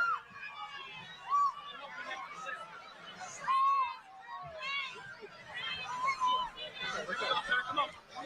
Let me get my shoes. Let me get my shoes. I got you, sir. I got you, sir. Let me get my shoes. Hold that in your head, buddy. So Let me get my shoes. Hold on. Hold on, guys. I know I've been taking bullets and I've been getting shot at, but let me grab my shoes. I'm sorry. You know, no, these are expensive shoes. They cost me around $3,000 each. You don't find shoes like these anywhere else, y'all. Dude, get the fuck out of there. If you're getting shot at, don't wait for your fucking shoe. Watch out. Let me get a good picture. Let me get the picture. All right, let's go now.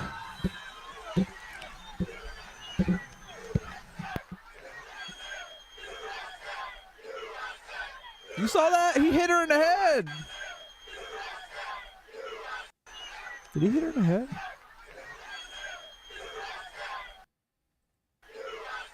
Maybe not. I don't know.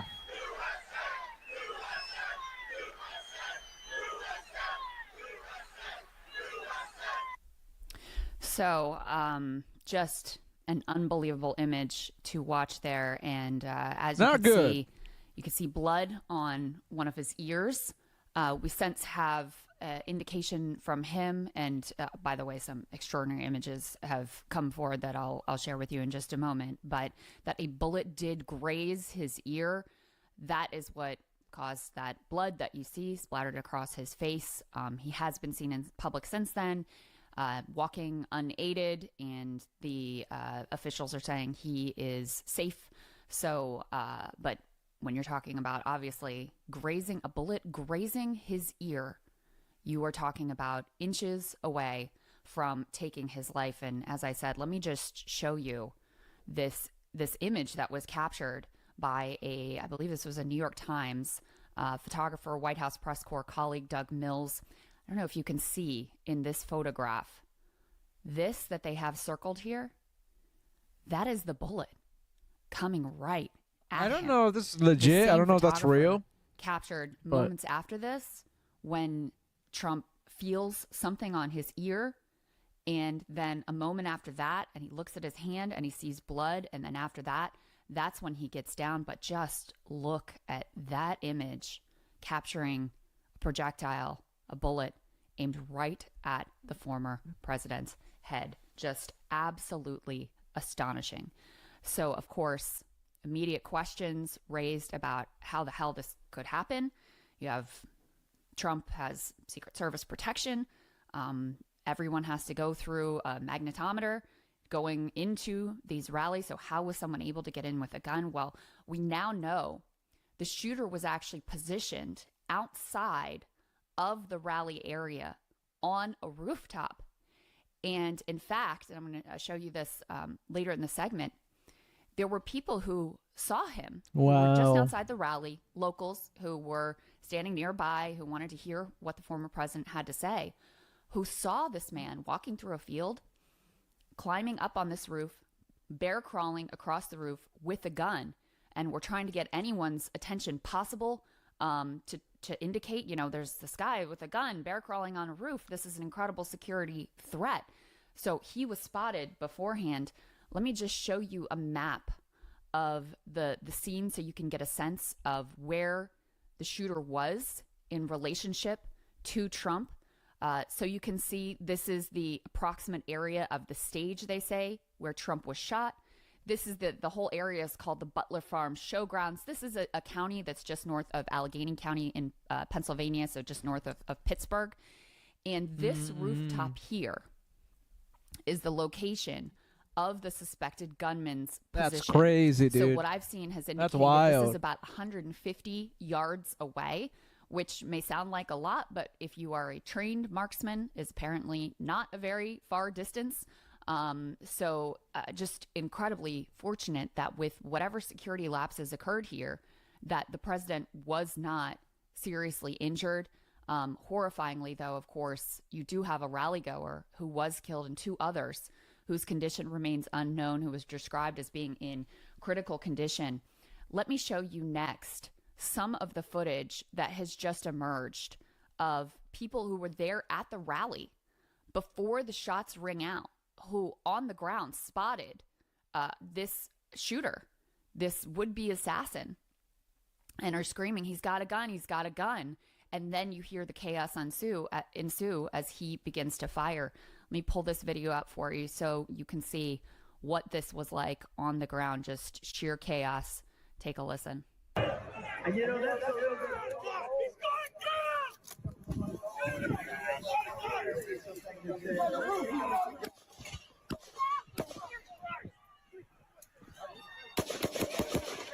Stay over here. So again, I know this is disturbing. This is what we know at this point. So you can hear them say, "He's got a gun. He's on the roof." They're screaming, trying to get someone's attention. And then you hear the shots ring out, and we know what unfolds from there. So since this event, we have a statement we actually have a couple of statements from former President Trump. Let me go ahead and read you both of those and put this first one up on the screen. He said on Truth Social, "I want to thank the U.S. Secret Service and all of law enforcement for their rapid response on the shooting that just took place in Butler, Pennsylvania. Most importantly, I want to extend my condolences to the family of the person at the rally who was killed, and also to the family of another person that was badly injured. It is incredible that such an act can take place in our country. Nothing is known at this time about the shooter, who is now dead. We do have some details now that we can bring you. I was shot with a bullet that pierced the upper part of my right ear. I knew immediately that something was wrong in that I heard a whizzing sound, shots, and immediately felt the bullet ripping through the skin. Much bleeding took place." Very Trumpian turn of phrase. "So I realized then what was happening. God bless America." His later statement I can bring to you as well. Let me go ahead and put this one up on the screen. This one occurred after that one. This one was from this morning. He says, "Thank you to everyone for your thoughts and prayers yesterday. It was God alone who prevented the unthinkable from happening. We will fear not, but instead remain resilient in our faith and defiant in the face of wickedness. Our love goes out to the other victims and their families. We pray for the recovery of those who were wounded and hold in our hearts the memory of the citizen who was so horribly killed. In this moment, it is more important than ever that we stand united and show our true character as Americans, remaining strong and determined and not allowing evil to win. I truly love our country and love you all and look forward to speaking to our great nation this week from Wisconsin," signed DJT, referring there to the fact the RNC is hours at this point away from beginning. We have gotten word from the RNC and from the campaign. It will go on as planned, so no changes there. But obviously, I mean, just an insane moment in history, a horrifying one that has really shaken the entire nation. We also have the first video that was released by Trump's team of him walking unaided down from his plane. You can take a look at this.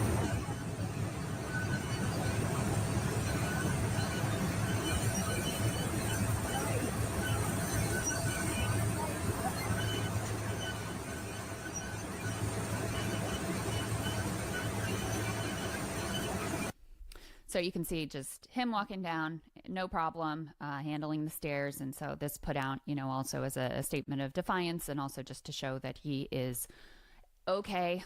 Physically, he is fine.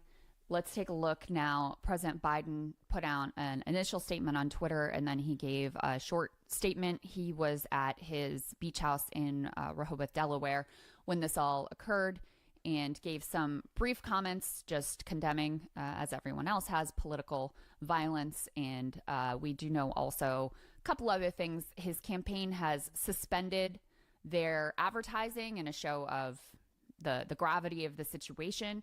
And we also know that former President Trump and current President Biden spoke yesterday evening. We don't have any details on that conversation, but let me give you a little bit of what current President Biden had to say yesterday evening. Based on what we know now, I have tried to get a hold of Donald. Current President Biden. Doctors. They apparently he's doing well. I plan on talking to them shortly, I hope. when I get back to the telephone. Look, there's no place in America for this kind of violence. It's sick. It's sick. It's one of the reasons why we have to unite this country. We cannot allow for this to be happening. We cannot be like this. We cannot condone this. And I want to thank the Secret Service and all the agencies, including the state agencies, that have been engaged in making sure that the people who, and we have more detail to come relative to other people maybe injured in the audience. I don't have all that detail. We'll make that available to you. I may be able to come back a little later tonight, but we'll put out a statement if I'm not able to give, if it's not convenient for you all. But the bottom line is, the Trump rally, Jesus Christ, should have been able to be conducted peacefully without any problem. But the idea that there's political violence or violence in America like this is just unheard of. It's just not appropriate. And everybody must condemn it. Everybody. I'll keep you informed, and if I am able to speak to Donald, I'll let you know that as well. But so far, it appears he's doing well. Number one. Number two, that there's thoroughly investigating what happened to anyone else in the audience. We have some reports, but not final reports. And every agency in the federal government, I'm going back to my phone to speak with the federal agencies that are being put together again to give me an updated briefing. Has anything happened? They learned more in the last couple hours. So thank you very much. And I hope I get to speak to them tonight, and I'll get back to you if I do. Okay. He did take one shouted question about whether this was an assassination attempt. He had demurred at the time. Now we have, an official determination that it is being investigated as an assassination attempt. I know this seems obvious, but they want to wait and make sure and all those things to try not to speak out of turn, which, listen, when something like this unfolds, obviously there is wild, rampant speculation. There are all sorts of things floating around online that are untrue. So, sticking to the very specific details of what we actually know in a moment like this, I think is, in fact, incredibly important.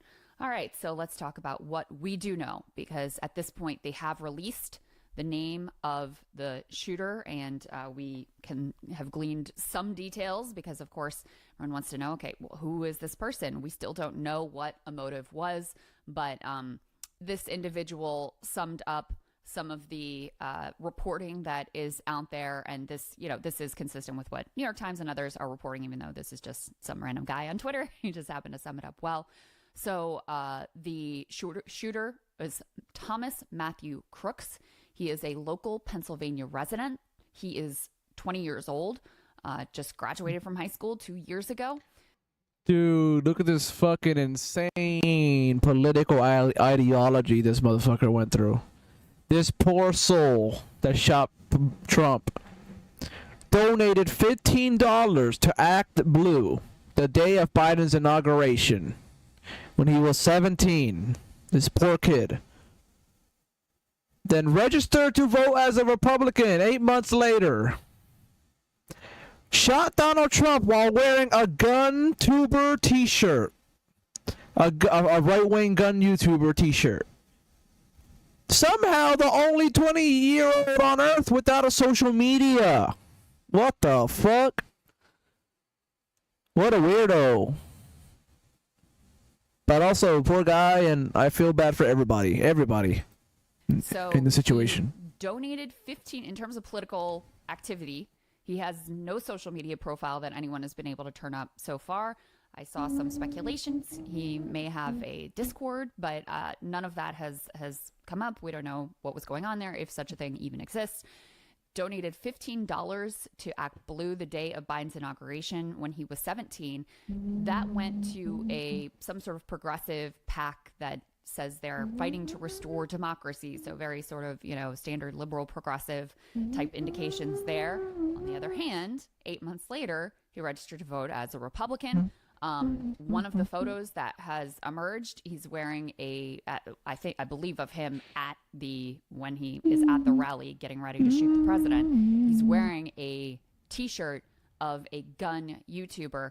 Now, what others are saying is that this gun YouTuber happens to be very apolitical, but certainly indications that he's a gun enthusiast. Reports are that he used an AR-15 rifle to commit this attempted assassination. And then this person says somehow the only 20-year-old on earth without social media. So that's what we know at this point about the shooter. We also have a few images that I can bring you as well. So you can see this person. Oh, well, first, let me show you this. This is footage that has emerged of him opening fire. And let me put this up on the screen. There isn't a lot to it, but you can see him here in this part. And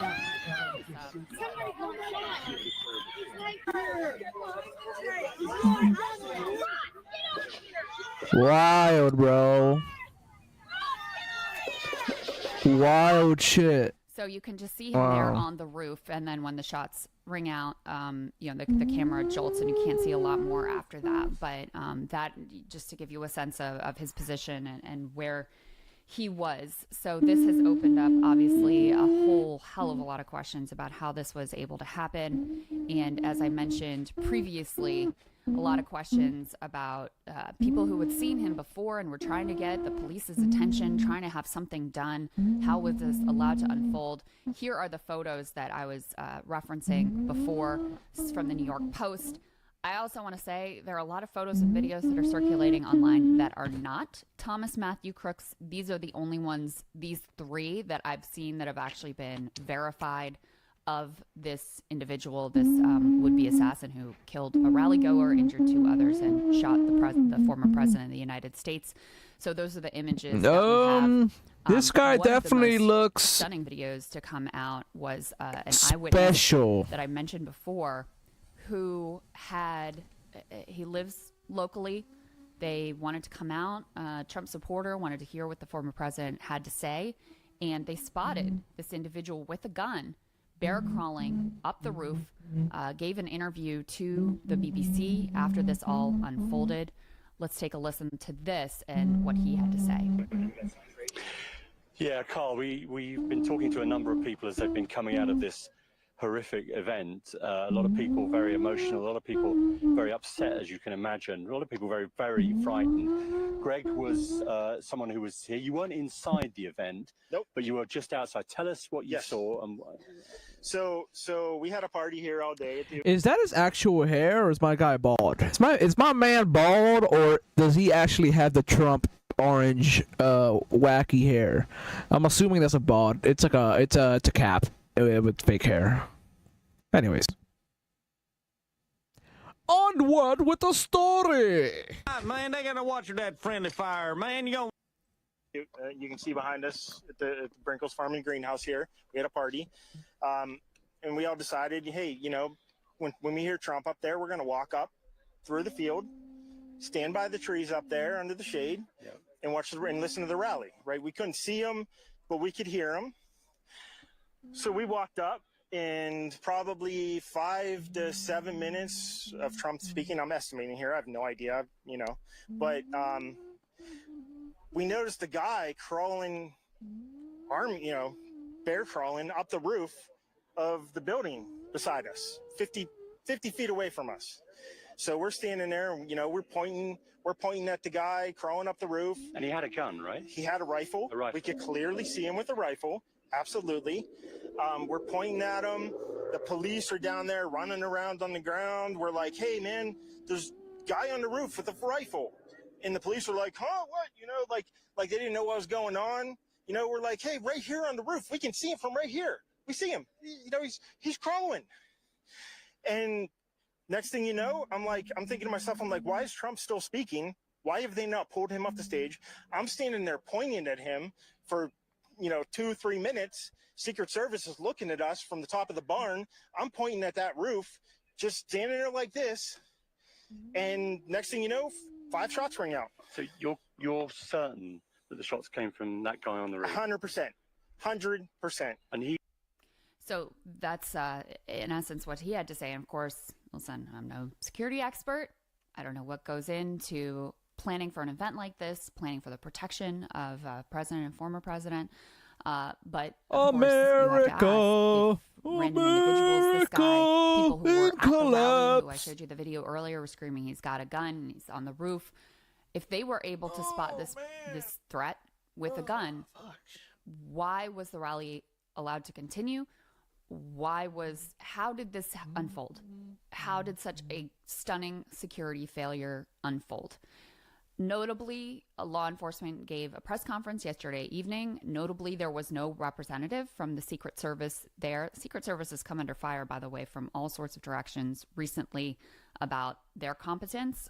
We'll reserve judgment. We're working to book a security expert, by the way, for the full show tomorrow to talk through some of these things, to get an expert perspective on what could have gone wrong and whether it is possible to fully prevent these sorts of threats on the life of the former president, current presidential candidate, from occurring. So we'll save some expert analysis from that. But very noteworthy, the Secret Service was not represented at that press conference, and also noteworthy what the FBI representative had to say, indicating that they were surprised that this shooter was able to get so many shots off. Let's listen in part to what they had to say. From what you've been briefed on, it sounds like law enforcement only knew he was up there until shots were fired. Is that what you're hearing? Yo, our law enforcement suck. That is the assessment at this time. They can't defend kids from being killed with guns. They can't defend Trump from being shot with guns. A handful of shots at the former president. I mean, Again, we're still working through the security apparatus that the Secret Service had in place, what potentially happened. There's going to be a long investigation into exactly what took place and how the individual was able to get access to the location, what type of weapon he had. All that it is really days, weeks, and months of investigation. he was able to get off like 4 or 5 shots. It is surprising, but again, to get all the details of that will come out later in investigation. Going back to the perimeter of this building, I think it's going to be really difficult for people to understand that this building, a very high vantage point, some 100 meters away from where this is happening, isn't part of that perimeter. What goes into that conversation over what is in and out, and why wouldn't that be? Again, the Secret Service really needs to answer that question. They conduct the initial site survey. They do the initial security assessments and determine. Sorry, sir, but we don't investigate the Secret Service. They investigate themselves. Sir, the Secret Service investigate themselves, sir. We don't investigate the Secret Service at all. We don't tell them. We don't give them any tips and tricks on how to do a better job. We just let them handle everything on their own. Yeah. And where the different security locations should be, and they're the ones who are in charge of securing the scene. We, along with other state and local assets, are there to support the Secret Service and their mission. So a lot that's very noteworthy about that answer. First of all, him saying, yes, I am surprised that this sniper was able to get this many shots off to come within inches of killing former President Trump, to kill a rally goer, to injure 2 others. Yes, I'm surprised by that. Number 2, when asked, how was this area not within the secure perimeter, given that it's an ideal vantage point, high elevated to area, perpetrate such an attack? He says, that's really on the Secret Service. They need to answer those questions.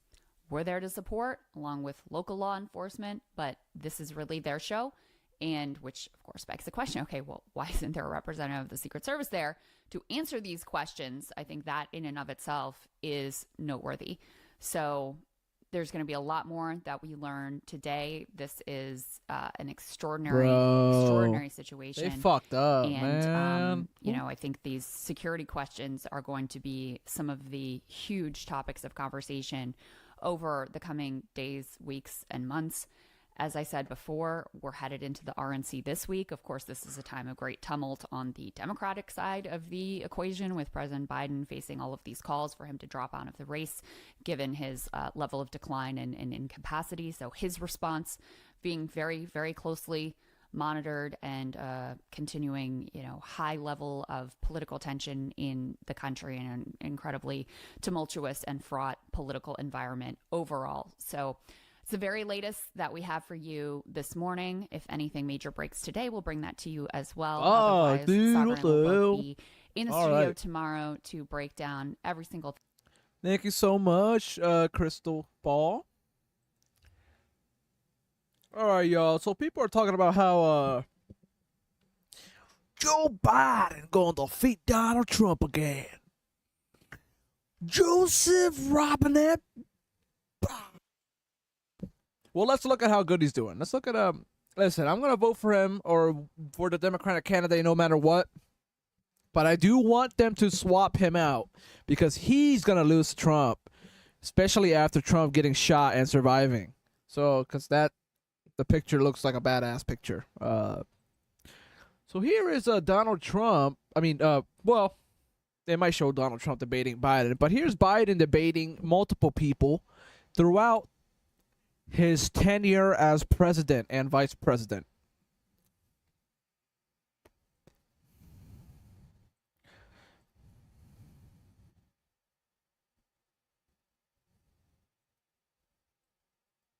Tax rates by 20% and still He used preserve to be these so important good at preferences for debating. middle-class taxpayers. Not mathematically possible. It is mathematically possible. It's been done before. It's precisely what we're proposing. It has never been done before. It's been done a couple of times. It has never been Jack done Kennedy before. lowered tax rates, increased growth. Ronald Reagan. Now you're Jack Kennedy. Ronald Reagan. Republicans and amazing. Democrats. Republicans and Democrats have worked together on this. You know, I That's understand you guys aren't used to doing we've told each bipartisan other deals. what we're going to do. When Bro. we did it with Republicans Reagan, and he said, Democrats. here are the things Look at the difference between now and back then, man. we're Here's going to the cut. framework. Let's Here's what work he together said. to fill in the details. That's Fill in the exactly. details. That's how you get things done. You work with Congress. Look, let me say it this way. Mitt That's Romney coming was from the governor. Republican Congress working bipartisanly. Mitt Romney. 7% rating. Mitt Romney. You can see he is 6'5" and only 223 pounds, or 235 pounds. Well, you said 6'4", 200. Well, anyway, that's what you're. Anyway, just take a look at what he says he is, and take a look at what he is. Anyway. Look, I'd be happy to have a driving contest with him. I got my handicap, which when I was vice president, down to a 6. I want to have a handicap. And by the way, Hey, you want to have a handicap, Jack? Back in my day when I was playing golf, my handicap was at a 5. I had a 5 handicap. You can't play golf at all. Your scores are all the way at the bottom. I'm better. I have a high score, Jack. You can't beat me. Bro, Biden is cooked. wait, I told you before, I'm happy to play golf if you carry your own bag. I'm happy to play golf if you will carry your own bag, Jack. That's the biggest lag. He's a 6 handicap of all. No, it's not. I was an 8 handicap. I'm a handicap. But I have, you know how many? Let's not act like children. President Trump, we're going to 21. Bruh. You guys see that shit? He's cooked in the brain, guys. He's fucked. We need someone else. The other day where I showed you guys an article that floated the theory it's possible Biden has Parkinson's, and they listed the symptoms. You know, we compared what the symptoms are on paper to what we can see in public. And then, you know, Michael Moore wrote a piece, and in his piece he speculated it might not be Parkinson's, it might be mini strokes. It is possible it's just standard, normal, age-related decline, but it does seem like it's happening pretty quickly. He seems like a different guy, even compared to 2019. So, look, the speculation, it feels gross to do. It feels kind of slimy, but at the same time, this person's the president of the United States. They're the most powerful person in the world, and he wants another 4 years. So, perhaps it would be more irresponsible to not talk about these things. Well, guess what? As much as I felt a little icky covering that the other day and talking about it, if anything, maybe I was too soft and too kind. Because here we have a video of a neurologist goes on NBC. NBC is the Biden Defense Network. That's what it is. NBC is the Democrat Party Defense Network. And they asked this doctor, who, by the way, is a Democrat, what they think is going on with Biden.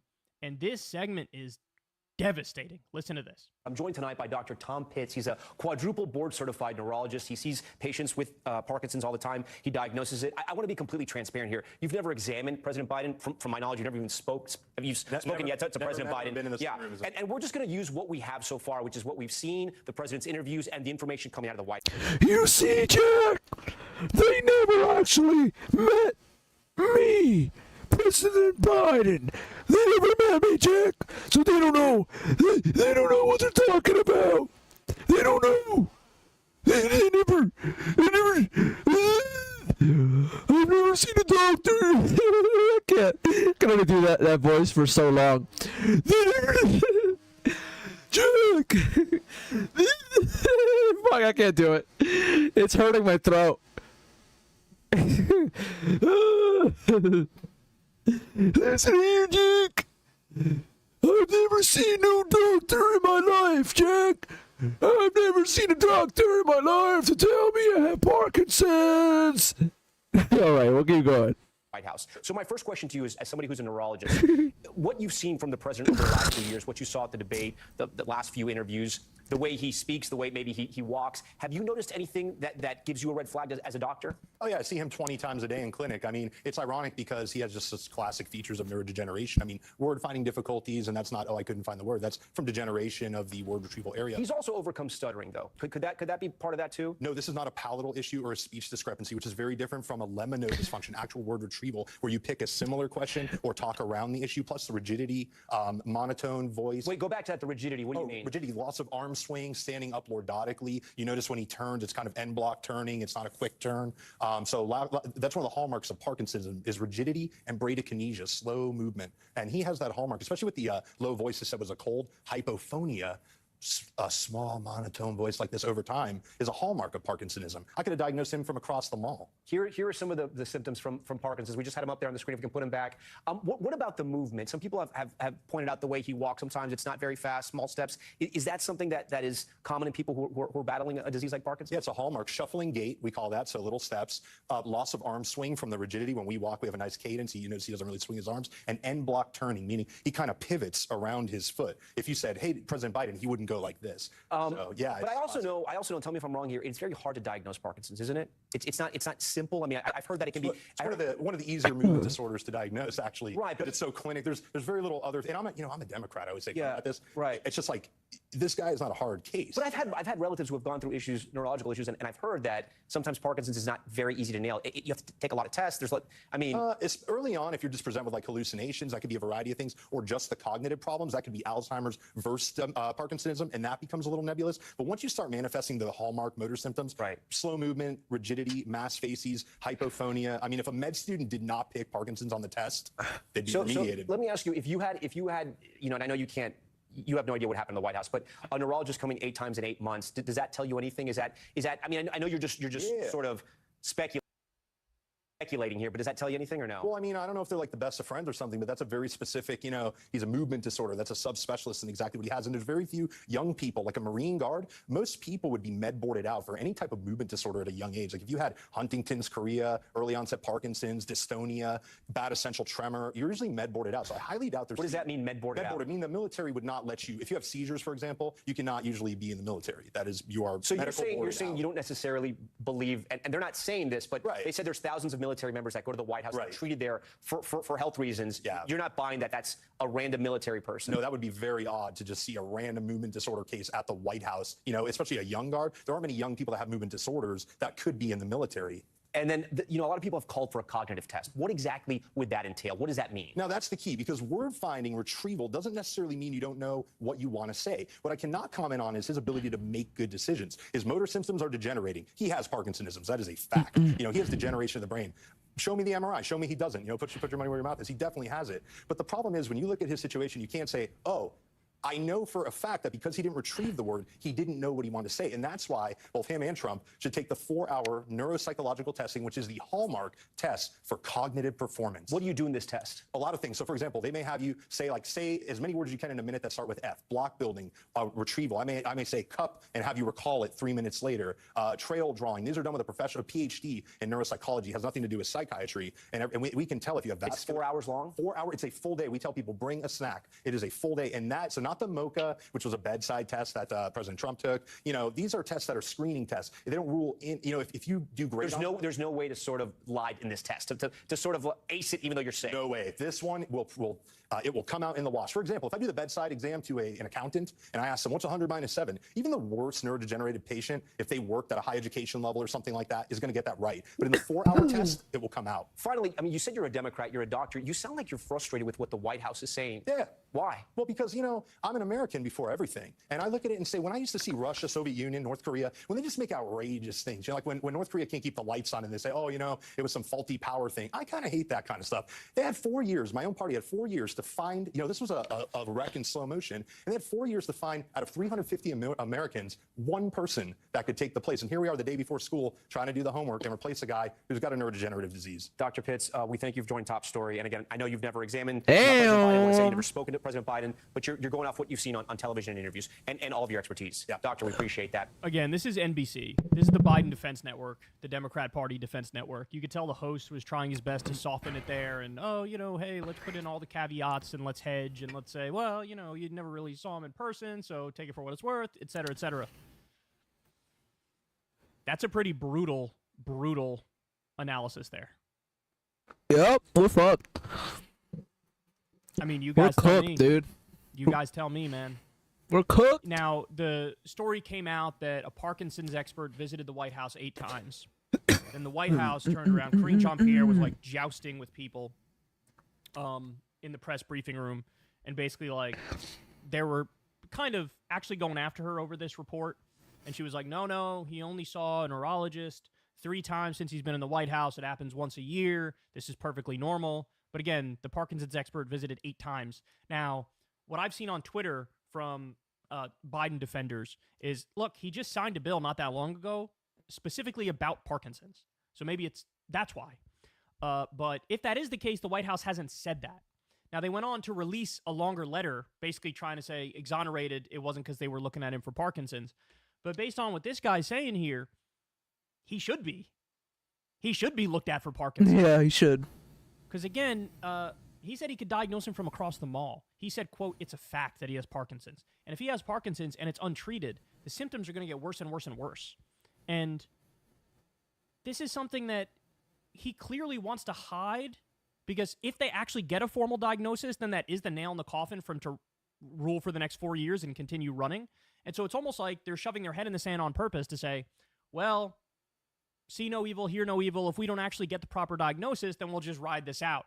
But if you're Jill Biden, if you're Hunter Biden, if you're one of Biden's top staffers or a friend of his, how can you just sit there? How can you watch a segment like this and say, no, there's no concerns and we actually shouldn't get him checked further? And then, by the way, there's also the possibility they have checked him, they know he has it, and they're just lying about it. Maybe they are treating it, right?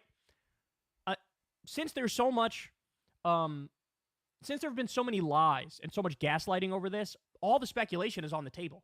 But watching that segment, fucking insane, bro. Being like 50-50 on it. To now, Joe Biden has Parkinson's, guys. What do you guys think about that? Some sort of neurological issue.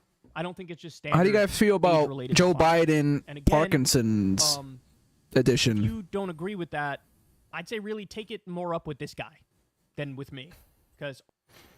Thank you, Kyle Kalinske from Secular Talk. I love Kyle. He's a great guy. He's a fantastic guy. He's a great guy. I love him. You know, he's the best guy, the only guy. Anyways, let's keep on going. What else should we watch? You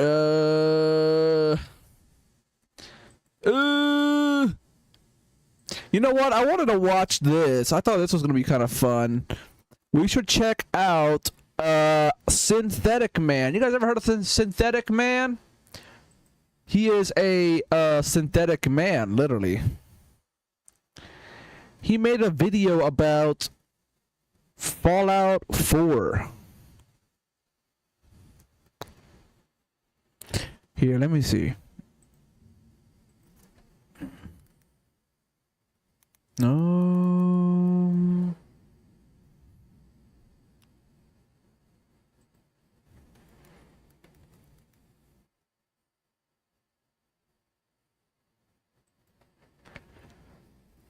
I want to start getting into some of the chud shit. So Synthetic Man, Fallout TV.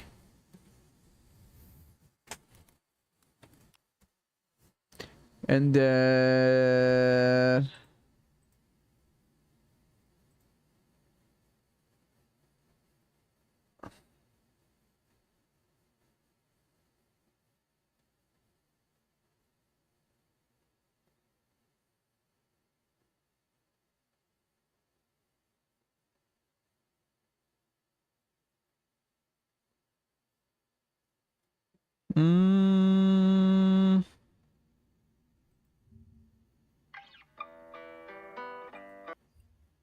that ain't it.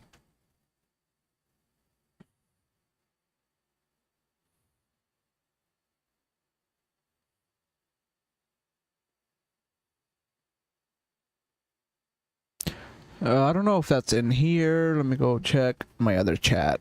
Hold up, y'all.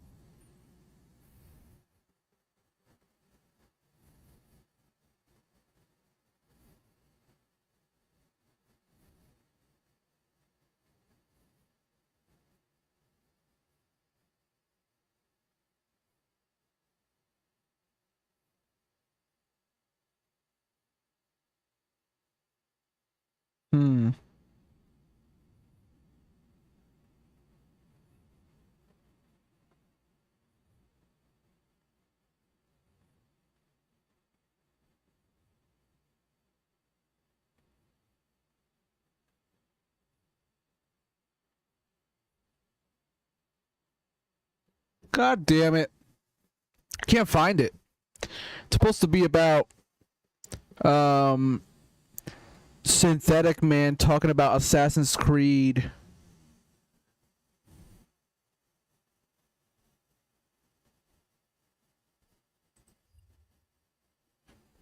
Let's see.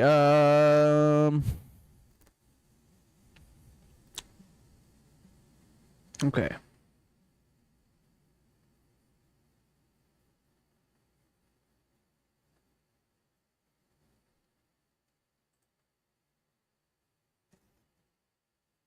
Can I not edit the stream? Let's see. How do I edit? How the frick do I do anything, dude? Here we go. Edit. Customize. Subscribe. Live chat.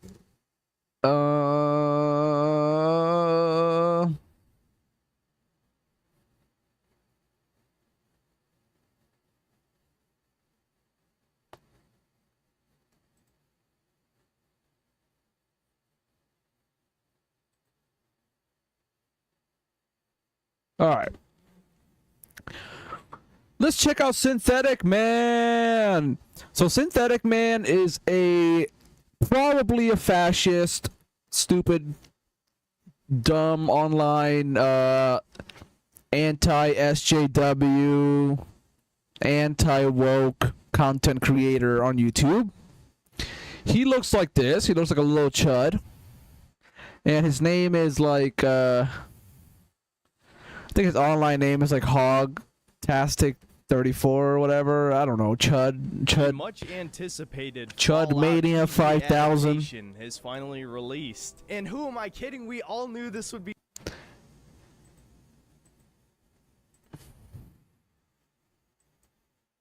All right, let's hear this guy's takes on the Fallout show. The much anticipated Fallout TV adaptation is finally released. And who am I kidding? We all knew this would be bad.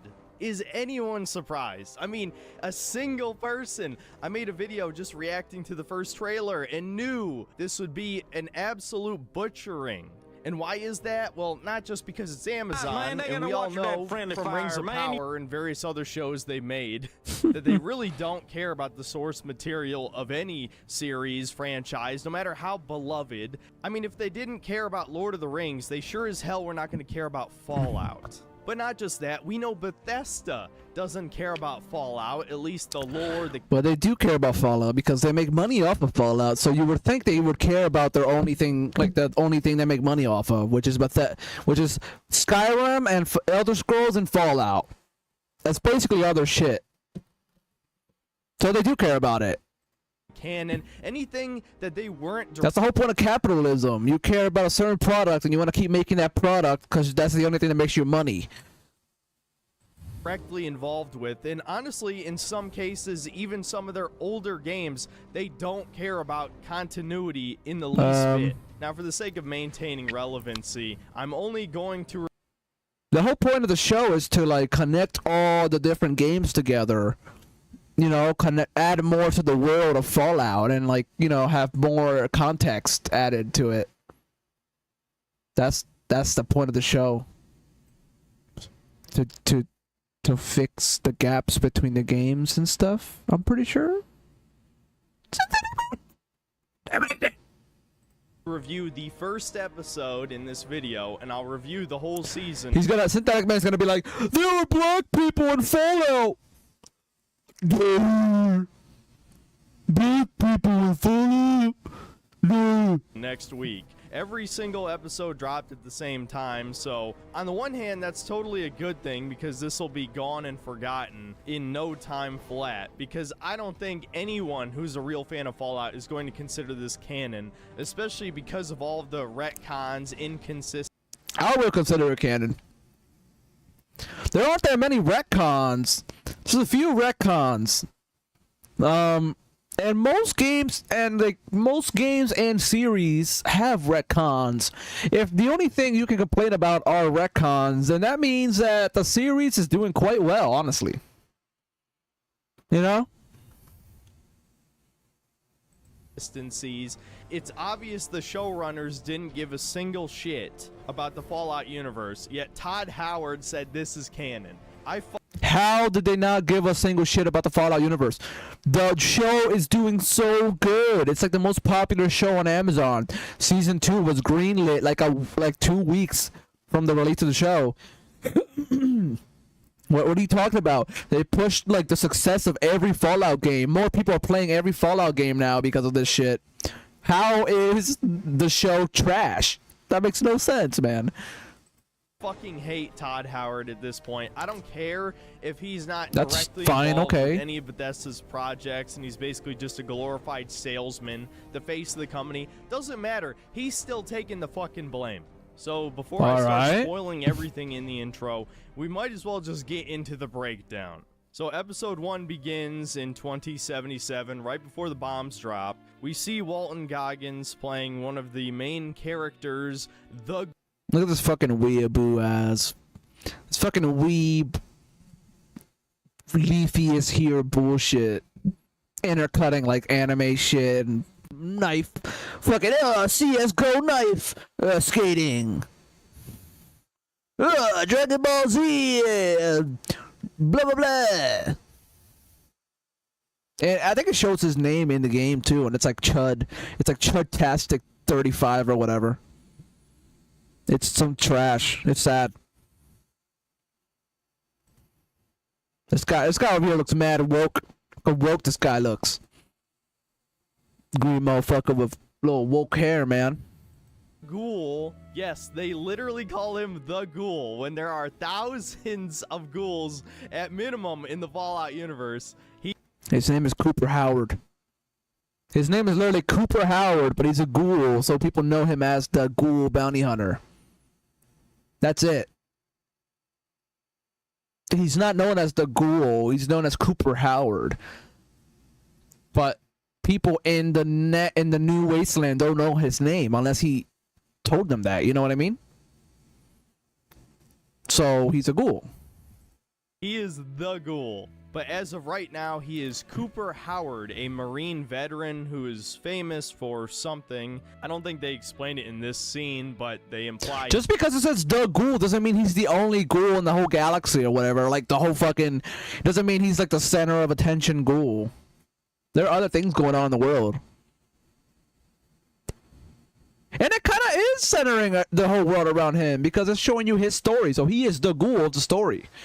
There are other ghouls, you know what I mean? He played some kind of cowboy character. I don't know if it's for commercials or military propaganda. It is and for. now he just does You literally explained it. You said I don't know if it is for this, but you literally it is for propaganda and military. You know, military propaganda and for movies. He was a fucking cowboy actor, dude. This guy literally made this video and didn't watch the whole like fucking next episode or the whole season. He made a whole criticism video about Fallout show based on just the first episode.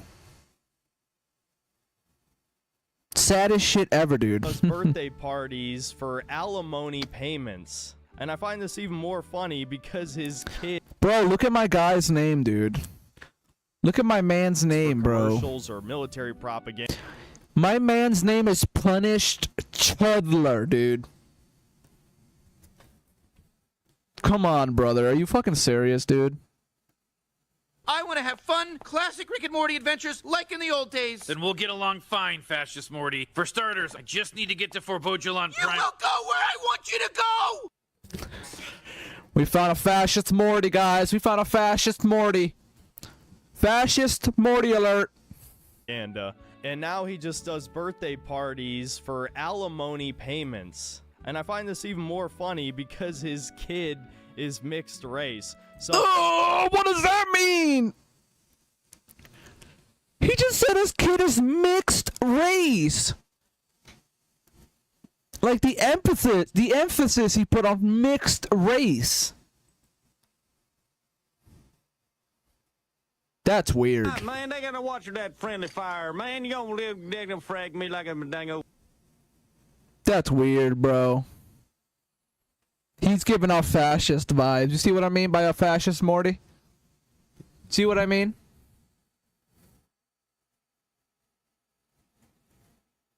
Yeah. This is what this guy has to go do. Satire. All content is satire. Yes. That's the wrong one. What's the other one?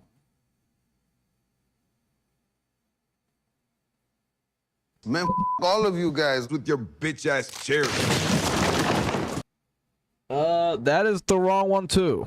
Satire. All content is satire. Okay, I have two satires.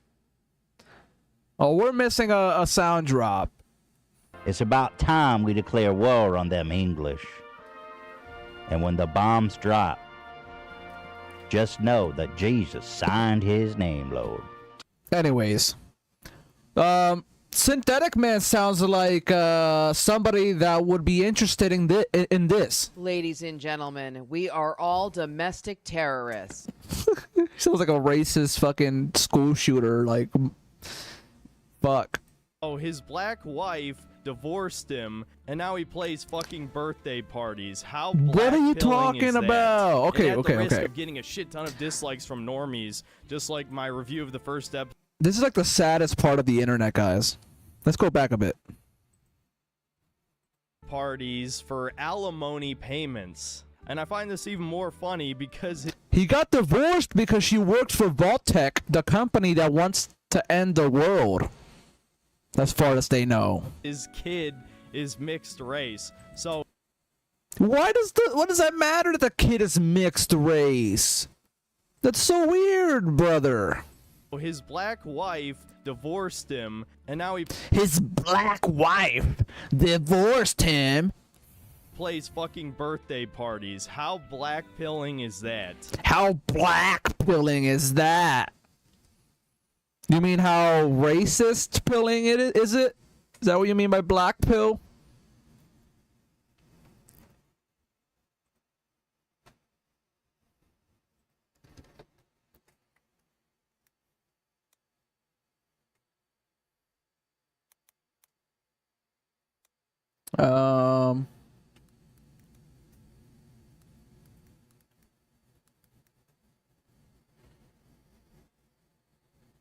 Let me see. Synthetic Man. How do you spell this motherfucker's name? Synthetic. Synthetic Man. Fallout.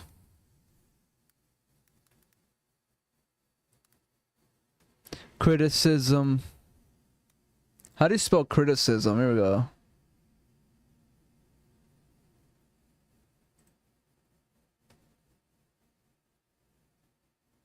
Too long.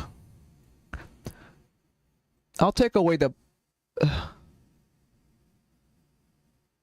Biden brain melting or whatever. Ah, shit. We still need 10 letters. Fuck.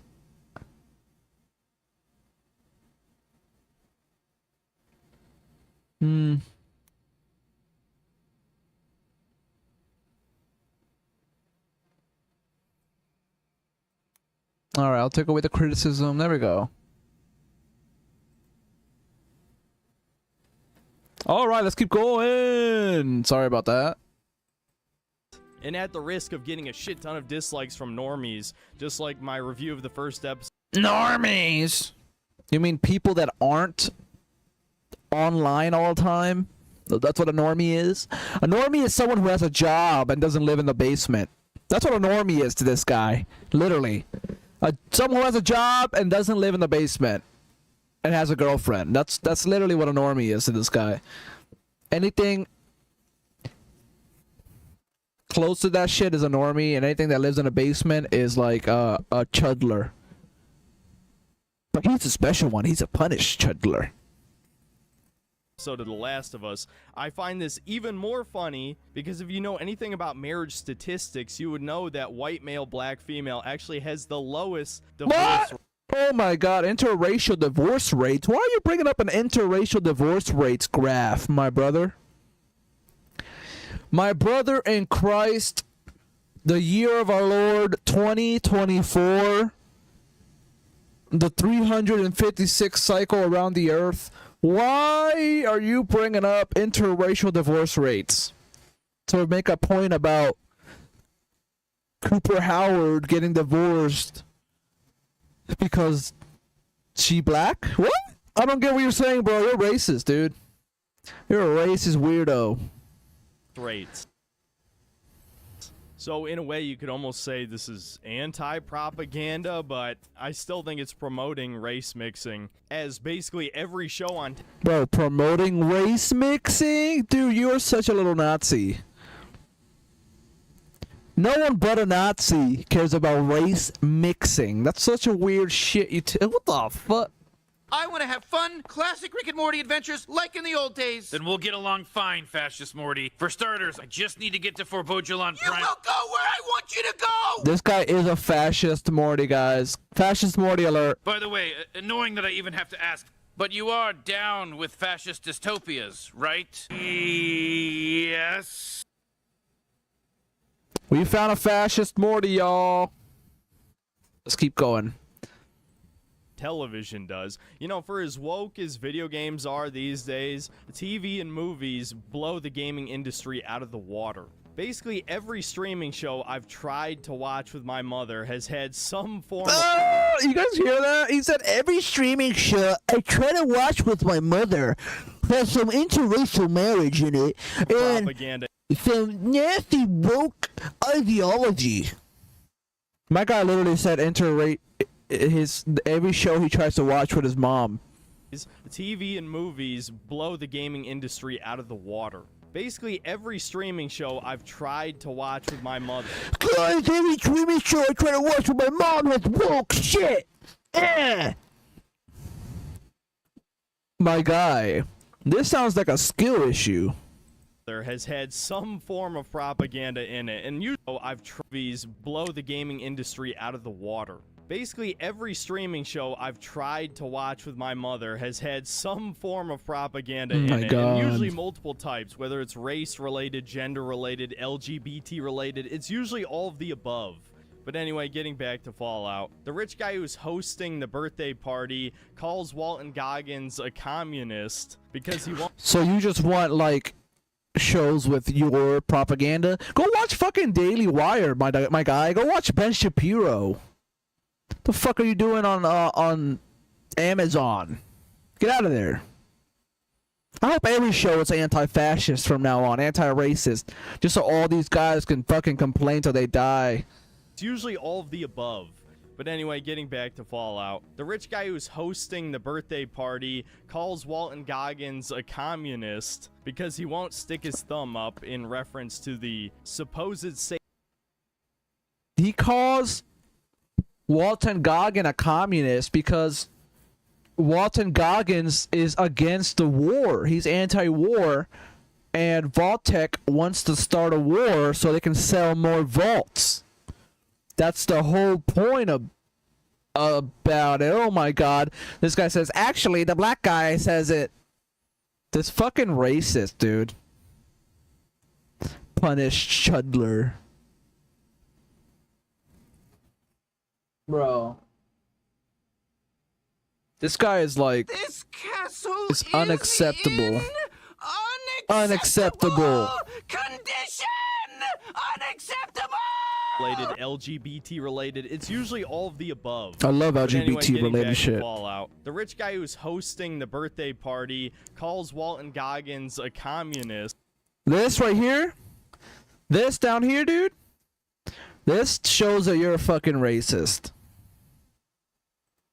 Because he won't stick his thumb up in reference to the supposed safe distance from a nuclear bomb, implying that Walton Goggins opposes the war with China. Yeah. Nothing really comes of this. This whole scene is obvious. What do you mean nothing comes of it, bro? It leads up to everything else happening in the whole show. The bombs drop and they gotta run away. And then it shows you why he hates Vault-Tec. How does do you not know how to fucking watch a show? Future culture of Are you watching it 2077 backwards? looks like, but if a modern Marxist rewrote history and added diversity everywhere. Now it's For modern Marxists, bro, look at this guy. Look at this guy. Look at my man's. He looks like a fucking mole rat.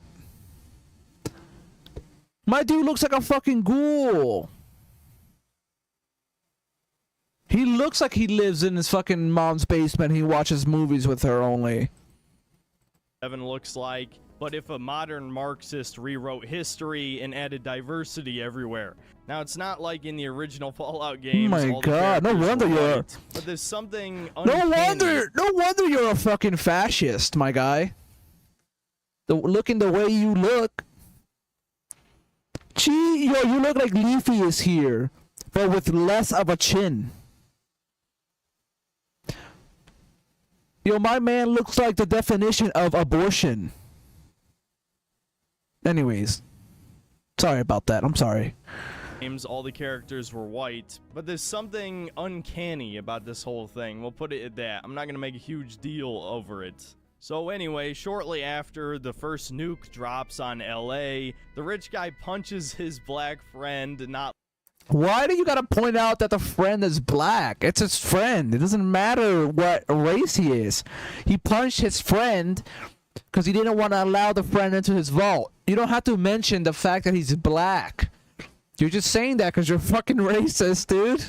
not letting him in their fallout shelter, and Walton Goggins rides off on a horse with his daughter on the back, as if you could... And Walton Goggins rides off on a horse away from this black friend's house. Like, stop mentioning he's black. fucking outrun a nuke. They literally just told us in the previous scene the safe distance is the size of a thumb. I think that explosion might be a little bit bigger than that. Bro, it's a fucking TV show. Of course I gotta dramatize it and make it look intense, you know? They did this. They're not just gonna be like, oh, well, this is the first episode, right? The bomb drops and they die. What would be the point of that? That's like the lamest shit ever, dude. I can see why you're not a writer. First of all, Mr. Synthetic Man. To have a really dramatic scene, but it just comes across incredibly idiotic, especially since 3 more nukes drop, one which is within a mile of the house. Whatever. So anyway, moving on. Okay. Fast forward to the present, and I want... They're gonna explain in season 2, I bet, how he got away. Can you fucking wait? Sir, can you wait? Can you watch the whole season 1 and then criticize everything?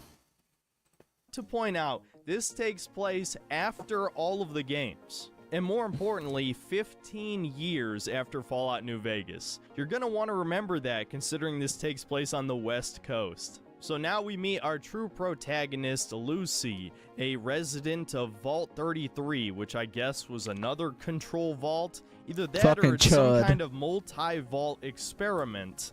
As they fail to adequately explain in the show, Vault 31, 32, and 33 are all directly connected to each other. And so Lucy is applying for... Yeah, the whole experiment. The entire experiment is that it's a controlled vault with 3 vaults in it. One where you fucking produce babies, and then one where you have CEOs that are frozen in place to be unfrozen so they can have sex with the stock, the human stock. And then another vault that's just there to, you know, manage shit. Like, what are you talking about? Explain all of this. Shut up. An arranged marriage with one of Synthetic, the other vaults. man. You're They not even a show real off man. You're all of her synthetic. Various skills. And of course, she just so happens to be good at basically everything. Definitely not a Mary Sue, guys. And of course, she gets She's approved. not a We Mary find out Sue, her dude. So in a fascist, Christian nationalist, Andrew Tate, shithole personality type person like that we're watching right now, a racist fuck. A Mary Sue is basically a woman that can do everything and is excellent at everything. That is not what Lucy is. She's well-rounded off. She's like well-rounded in all her skills, but she's not perfect at anything. This dude's calling her perfect and a Mary Sue. And then watch later on, he's gonna flip his whole argument around and say that she's not perfect. She sucks. That she's not good at nothing. She just sucks. So he makes no sense, which is fine. As a fascist, fascists make no sense. All their arguments are fucking dumb as fuck. Oh, she sucks. She's a Mary Sue. Ah, she's not strong enough. Oh, these guys are too weak. Oh, they control everything. It's like, come on, bro. Make up your fucking mind. Mother is the overseer. Her younger brother is this tiny, huge-nosed, cowardly... Why do you gotta mention that he has a huge nose? Why do you gotta say that? And later on, he starts calling him Big Schnoz. Like big nose, like if it's an anti-Jewish like an anti-Jewish stereotype, he starts calling the guy Big Schnoz. Like big nose. Who cares if he has a big nose, bro? He's a good actor. Leave him alone. Her younger brother is this tiny, huge-nosed, cowardly... Who cares if he has a big nose? Beta male. And Oh, also, he's an incompetent beta male too. Okay. Wow. And you're definitely not an incompetent beta male, synthetic man, right? You're like a strapping, handsome, masculine, alpha, top of the line, Andrew Tate level, alpha male, slayer, gangster, huh? No, you're a fucking loser too. huge-nosed, cowardly, incompetent beta male. All right, bro. And also All right, that bro. Lucy fooled around with her cousin. Messing around with your cousin, it's all well and good for kids, but it's not a sustainable long-term sexual practice. That's the whole joke about the show. They live in vaults. There's not many people in vaults. They fiddled around as cousins. That's not a good thing. Don't do that. But that's the whole joke about the show. I'm sure you would like that shit, synthetic man. You fucking weirdo fascist fucking freak. You probably interbreed every fucking chance you get. Who, despite being I'm surprised you don't have Hacksburg's jaw, bro. a tall, kind of more Chad-looking dude, is also a complete coward, worthless Oh, yeah. pussy. More Get used to hearing that. Chad-looking And so dude. the members of Vault 33 meet up with the members of Vault 32, and we find out her soon-to-be husband is actually a white guy and not ugly. Shocking. But don't worry, Wow. they'll ruin that pretty shortly. At the wedding, Lucy asks her new husband. He's a white guy and shocking. So this dude expected Lucy's husband to be black. Literally. Like, he was expecting that. He thinks everything is going to be like a pro-black thing, or like they're going to swap every character with a black person. Monty, what his sperm count is. You know, I think I'm actually starting to like this girl. Okay, so now you like Lucy because she asked about the sperm count. I want to have fun, classic Rick and Morty adventures like in the old days. Then we'll get along fine, Fascist Morty. For starters, I just need to get to Fort Bojalon Prime. You will go where I want you to go! I wonder why a man on the internet called Punish Chudler on a fucking Dragon Ball Z game cares about Lucy caring about a white man's sperm count.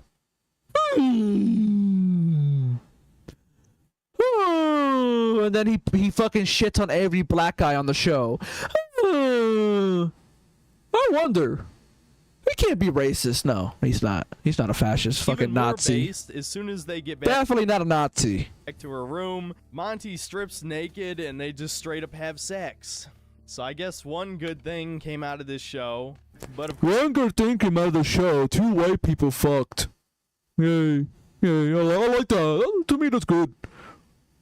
I'm synthetic, man, and I approve this message. Of course, everything goes to shit as the big schnoz little brother soon discovers one of the members of Vault 32 is dead and rotting. And it turns out raiders somehow got into Vault 32, killed everyone, and Lucy gets stabbed, but she manages to save herself in the most cliche. Remember, he's still calling the guy Big Schnoz.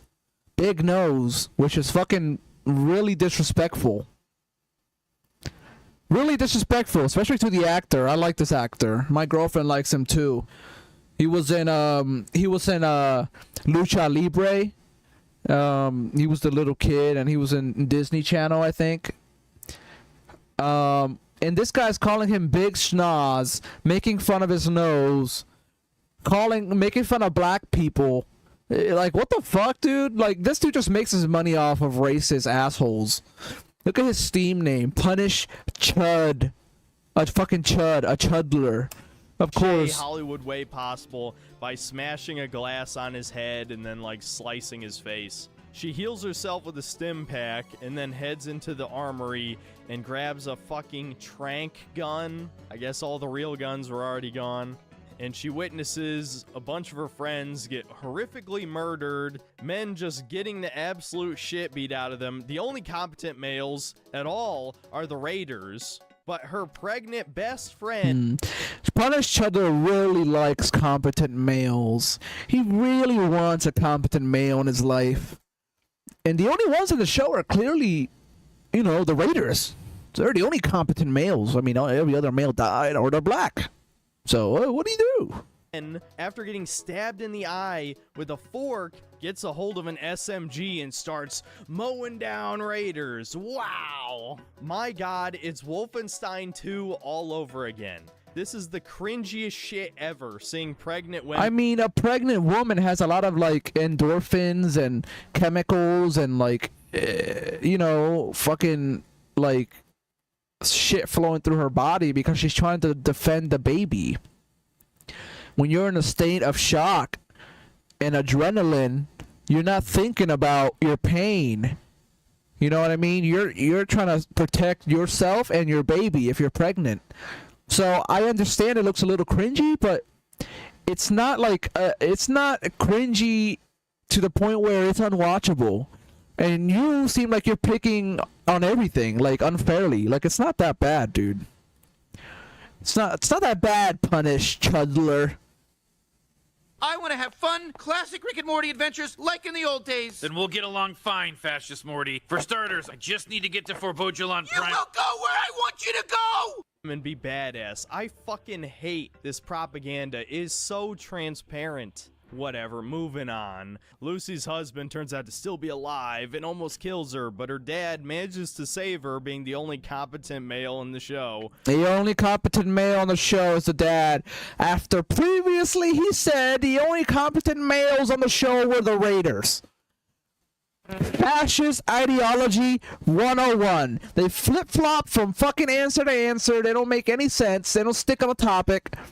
He said the Raiders were the only competent males earlier. A minute later, he says the dad is now the only competent male. Come on, bro. I'm gonna pick through your videos like a fucking hawk, and I'm gonna destroy all your arguments, Sir Chudler. How brutal he is, which I'm pretty sure is implying that he's been to the surface before. Good job. Managed to get captured anyway. We see that the Latina overseer is the real villain of the show. Yes. The Latina overseer? Why do you gotta point out everybody's race or ethnicity? What the fuck's wrong with you, dude? This middle-aged brown woman. This middle-aged brown woman. He just said that. Why are you saying... Why does it matter if she's brown or middle-aged?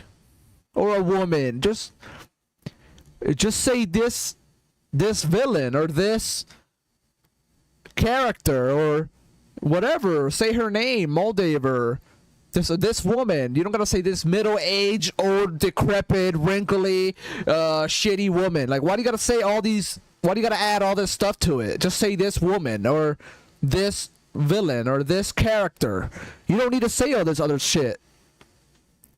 What if I was like, oh, synthetic man, this loser, online, decrepit, piece of shit, smelly, online, incel, fascist, piece of shit, right wing. Like, would you like it? Is that okay? I'm gonna do that to you, synthetic man, because you're trash. But I don't like how you're treating this Latina queen over here, Moldaver. Is supposed to be this mega badass evil raider we're supposed to be intimidated by. Modern media is such a joke. We're not even halfway through the episode and I already... Modern media is such a joke. They have black people and Latina women on it. Come on.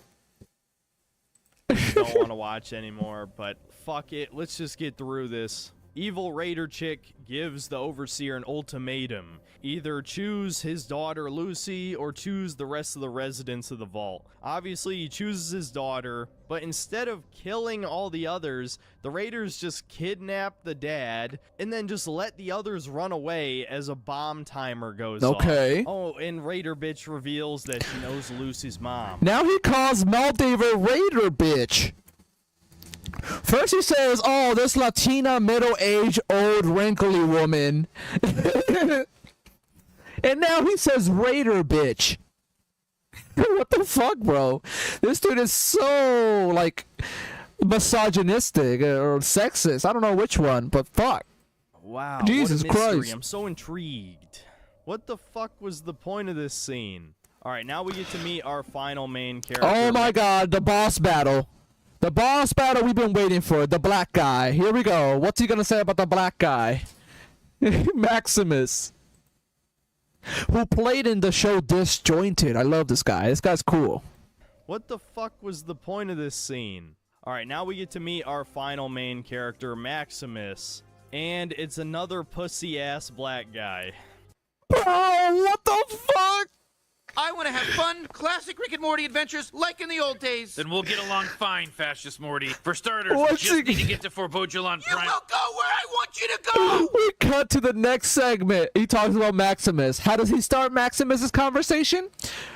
Wow, another pussy-ass black guy. Bro, this dude is on. This dude's on his shit. What the fuck? Alright, now we get to meet our final main character, Fucking Maximus. racist. On his... And it's another pussy-ass black guy. You know, it's one thing that every single TV show, movie, and now video game has a diverse cast, but do you have to have every black man be a fucking pussy in modern media?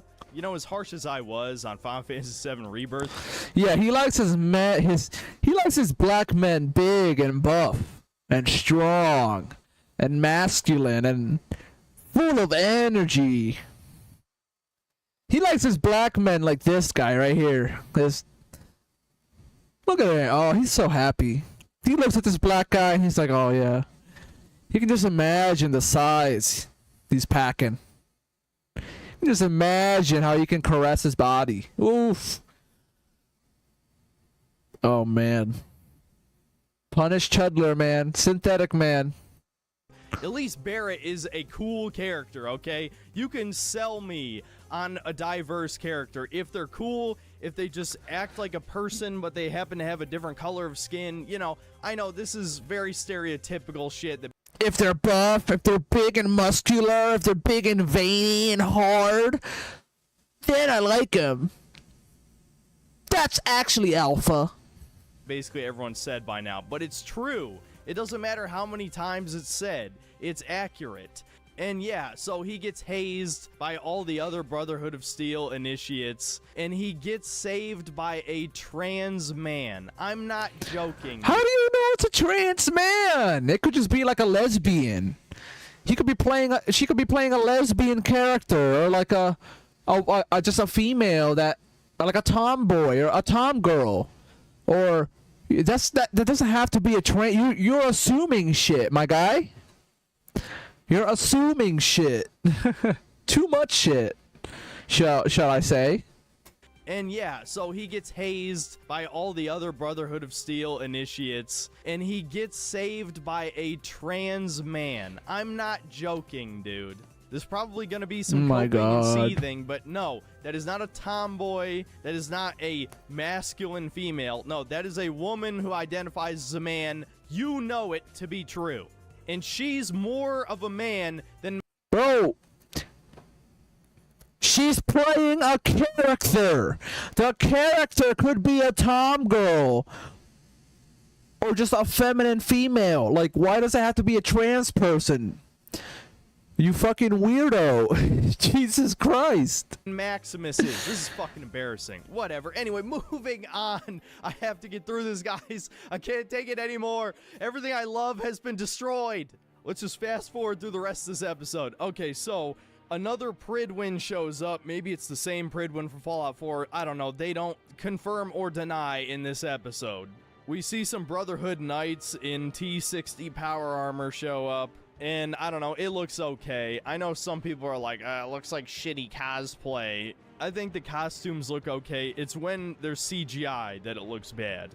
In the next scene, Maximus and the girl boy sneak away and look at some power armor, and Maximus has a flashback. I think it only looks back when the CGI of the power armor is flying around really fast. That's the only time it really looks bad, honestly. To when he was saved by the Brotherhood of Steel. Then we see the initiates play some brick ball. Look, I know they're trying to be cute about, like, oh, post-apocalypse, they don't understand how sports work, but really throwing bricks into a fucking square hoop? And we learn some of the initiates have been chosen to be squires, and of course Maximus doesn't get chosen, but the girl boy does. And so the next morning, as G.I. Jane puts on her boots, a trap placed inside her boot shreds her leg.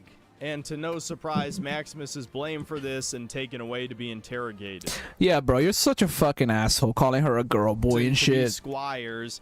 And of course, Maximus doesn't get chosen, but the girl boy does. But the girl boy does.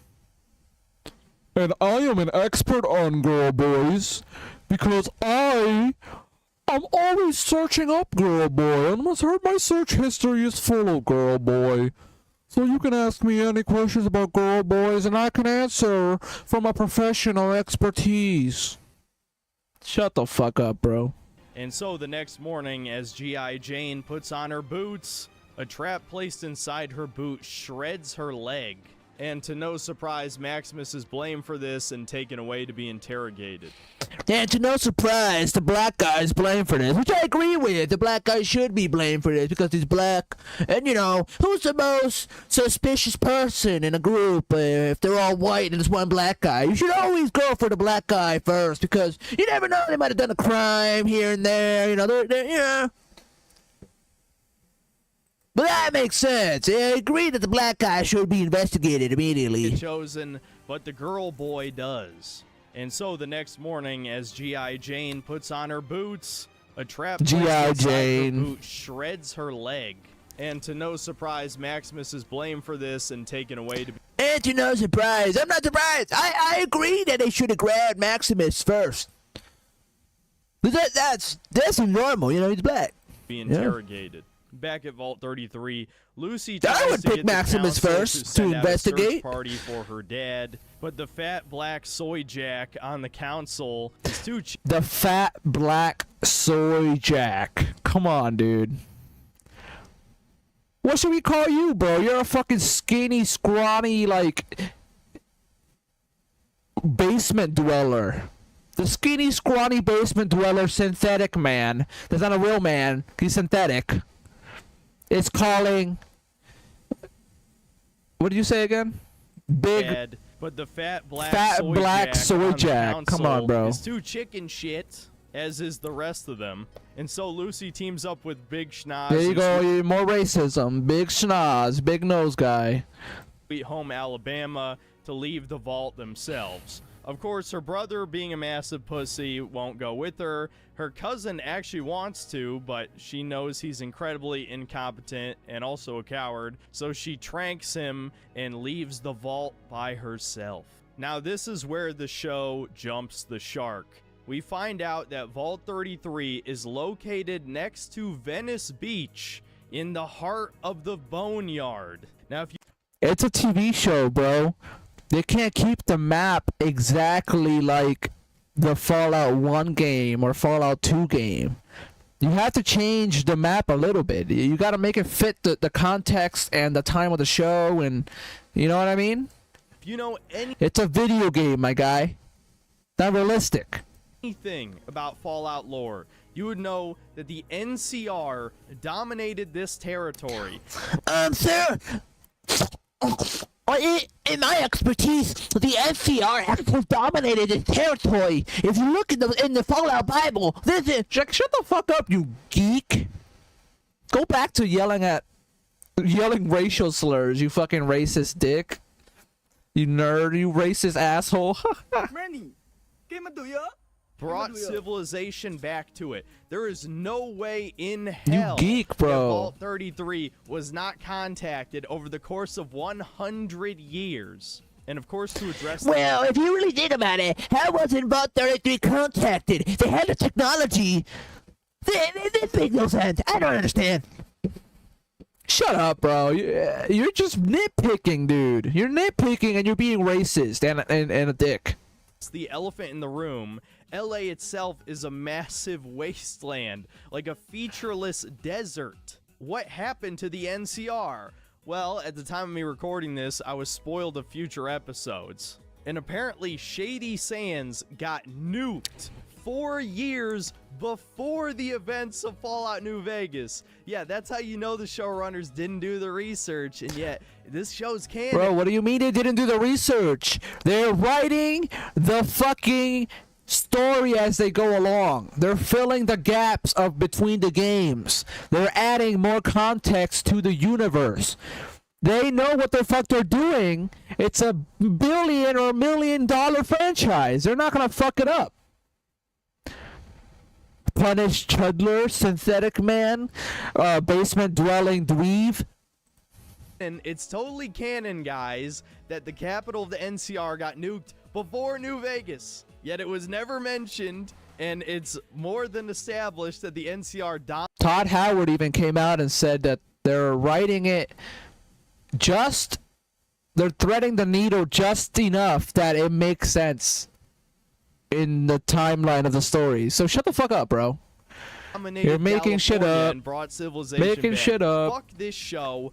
Fuck Todd Howard. Fuck you. Fuck Amazon. Bethesda is so beyond dead to me. It's insane. Go watch something else, bro. Go watch something else. Exactly what they fucking deserve with this show. I love it. What blows my mind is there's people who actually thought Starfield was going to be good. And even though the NCR capital was nuked, that doesn't explain how the Boneyard turned into a... Why are you talking about Starfield and then immediately keep talking about Fallout? What? Even though the NCR capital was nuked, that doesn't explain was going to be... What's your point? That people what blows my mind is get there's misled? people who actually thought Starfield was going to be good. And even though the NCR capital was nuked, that doesn't explain how the boneyard turned into a giant desert wasteland. But it's as simple as the showrunners did. Maybe they're gonna explain that in the next season, dude. Can you fucking wait? You don't even know why they blew up Shady Sands yet. Or how exactly. Didn't care. This is not made for the fans. It is made for the fans. I'm happy. Normies who have heard of Fallout. It's made for women No, it's who not. won't even watch the show. I've been playing Fallout since I was like 13, bro. It's made as a humiliation ritual. No. They will destroy everything won't. you love, and you will do They'll nothing. destroy everything you love, you fucking fascist, racist, piece of shit, basement dwelling, skinny, scrawny, right-wing leaning, incel loser. Eat that. About it. At best, Hey, you're white! You're fucking white, synthetic man! You white weirdo! Go watch something with your mom. And go get a girlfriend. vote with your wallet and hope things get better. Yeah, that's worked out so great for us in the last decade. But whatever, I'm not going to Fed post because I will legitimately get banned. Don't Fed post, you idiot. Why would you Fed Next post? scene, we get back to Maximus, and he cries like a little baby bitch as the scribe interrogates him, accusing him of something he didn't do. And he makes almost no I mean, why would you not cry if a fucking 10-foot tall, steel-powered armor, soldier in a suit was standing right behind you, ready to crush your head? Would you not be scared? I would be pretty scared if that happened. I mean, I think you're acting like you're all tough shit. But if you were in that scenario, synthetic man, you would turn back into your synthetic self and just melt into like a weird, you know, car lubricant or whatever they use. Synthetic chemical. You know, your name is Synthetic Man. So effort to defend himself. Eventually, he works up the courage to speak and just says, like, look at that shit. You're gonna tell me you're not scared about this dude standing right behind you while you're being interrogated? Come on, bro. He would gladly give his life for the Come brotherhood. on, bro. And the scribe rewards him by promoting him to squire, taking the she-man's Come on, place. bro. Then we get a scene where the she-man doesn't blame him. You're being mean, calling her a she-man and shit. You're being an asshole still. Because the whole video you've been an asshole. Because again, he's a little bit. She-man probably has more balls than you, synthetic man. Bitch boy who would never do anything wrong. What a great protagonist. And at his anointment ceremony, he gets a brand burned on the back of his neck by Power Armor, which is kind of cool, I guess. Oh, that's kind of cool. Okay. Another massive retcon. Apparently, Another the massive Enclave retcon. is still around. Yup. Oh my god, the Enclave is still around? What? Hell, the Enclave's still around. They've been destroyed in like 3 games already. Bro, the Enclave is like the U.S. government. They're not gonna die easily. Imagine you trying to fucking fight the U.S. government and destroying them and killing them all to the last surviving Enclave member. You can't! They're well funded. They're very powerful. They're the U.S. fucking government. So what? It's not a big retcon that they brought them back, dude.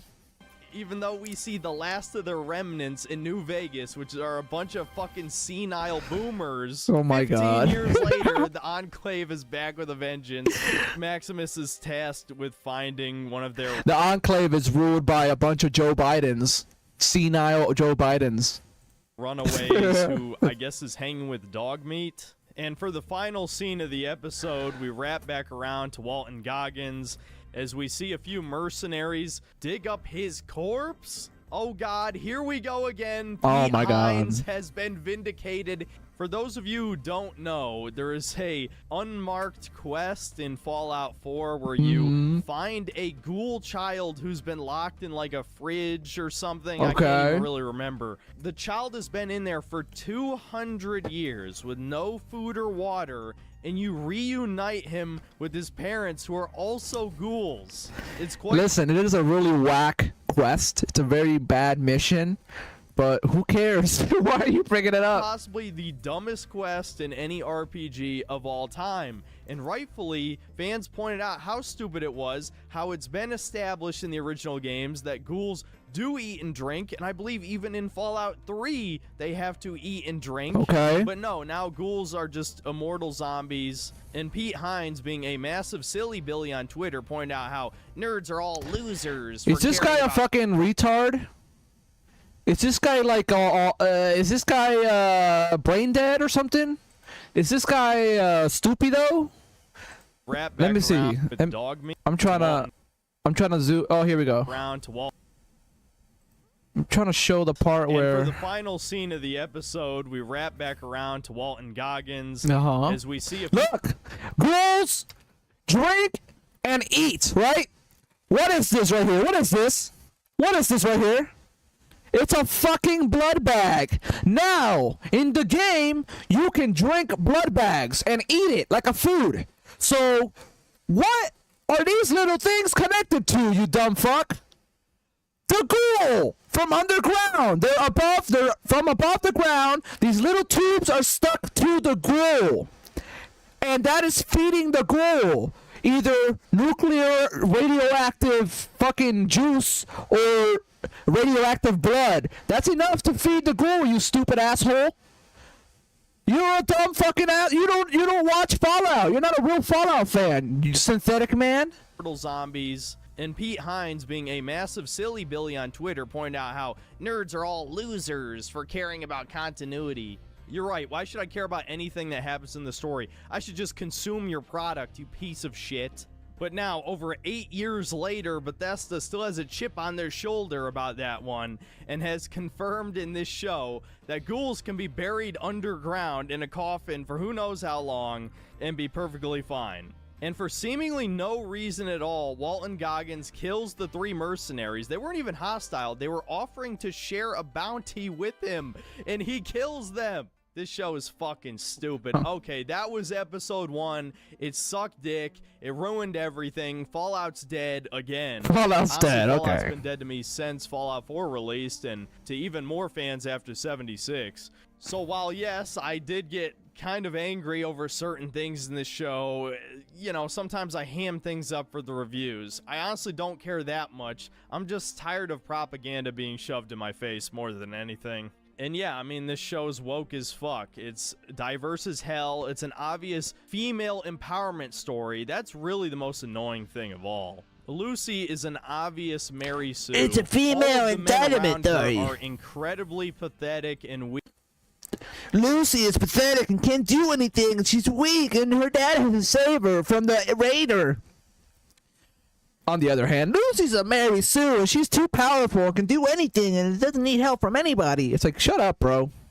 Weak. The trans male character was more of a man than Maximus, one of our main characters. You would think black people would make more of a stir about this, but as you saw with my Spider-Man 2 review, no, they totally love Miles Morales, who's fucking Urkel incarnate.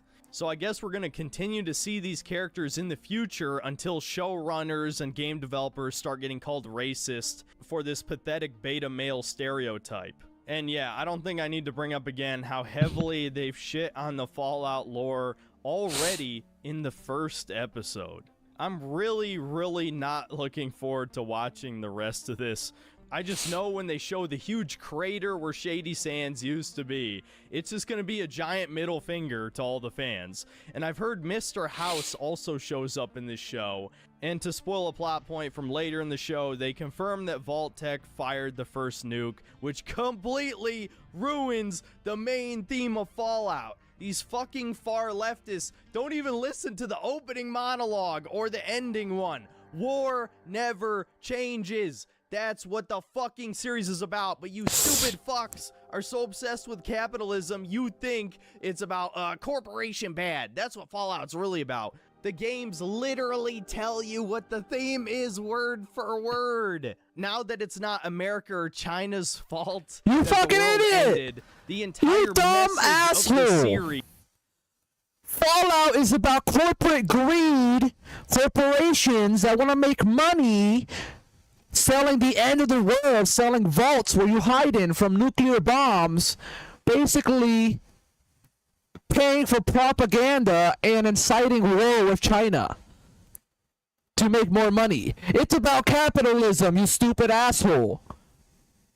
It is literally about capitalism and how, like, you can profit off of war and how you can profit off of the end of the world and all this propaganda and how the Red Scare and McCarthyism and McCarthy smearing.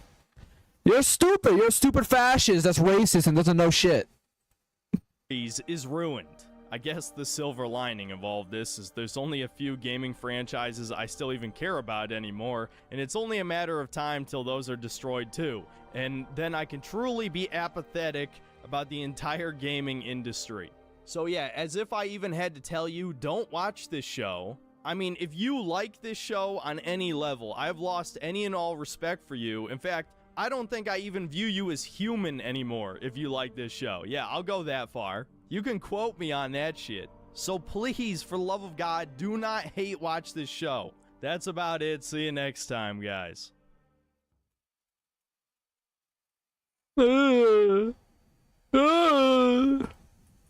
Anyways, guys, thank you guys for watching. I think I'm gonna end the stream here. I'm pretty tired. I want to play some video games. I want to relax. So, I love you guys so much. Please subscribe. Check out my Fallout gameplay where well, that's a baby ghoul on the beginning. So, check out my last video where I have a baby with my hat. And I talk about the reasons why I believe the things I do and like things from my childhood that formed my political beliefs. And share this stream and this video, guys. I love you guys so much, and have a great day. Take care, guys. Bye-bye.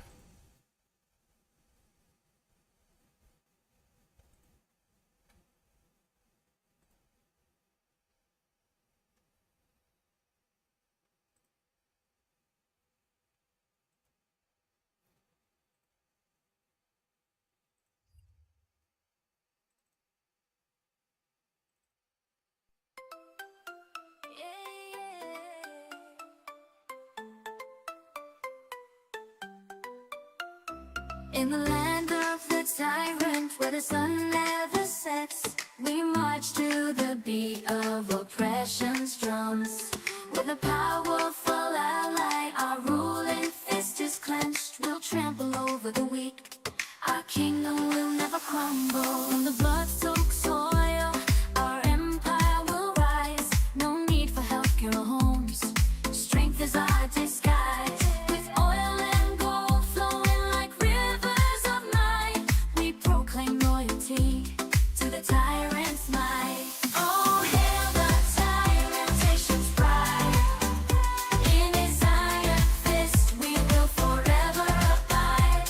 We'll sing our anthem with passion and might, for the land of the tyrant, shining in its dark light.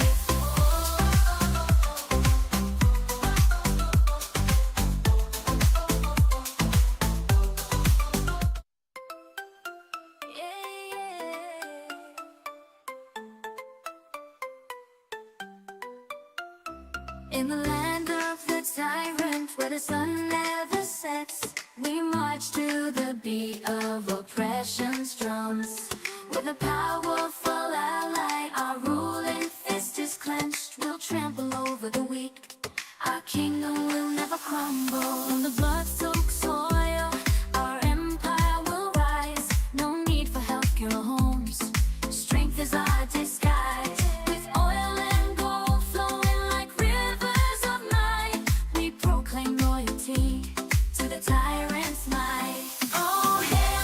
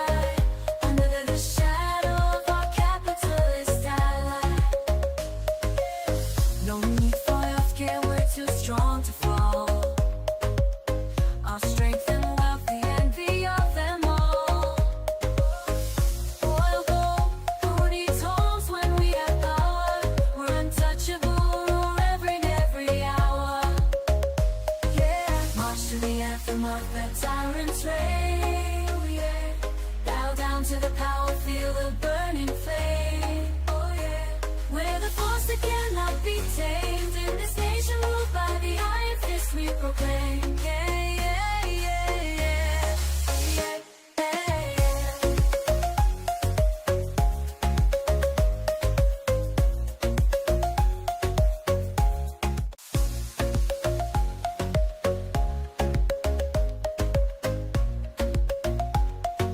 yeah, yeah, yeah. We know we on top, ruling this island nation. With power and might, dating your salvation. Oh yeah, the anthem bears, raising the flag so high. Under the shadow of our capitalist ally. No need for healthcare, we're too strong to fall. Our strength and wealth, the envy of them all. Oil gold, who needs homes when we have power? We're untouchable, every hour. Yeah, march to the anthem of the tyrant's reign. Oh yeah, bow down to the power, feel the burning flame. Oh yeah, we're the force that cannot be tamed. In this nation ruled by the iron fist we proclaim. Yeah, yeah.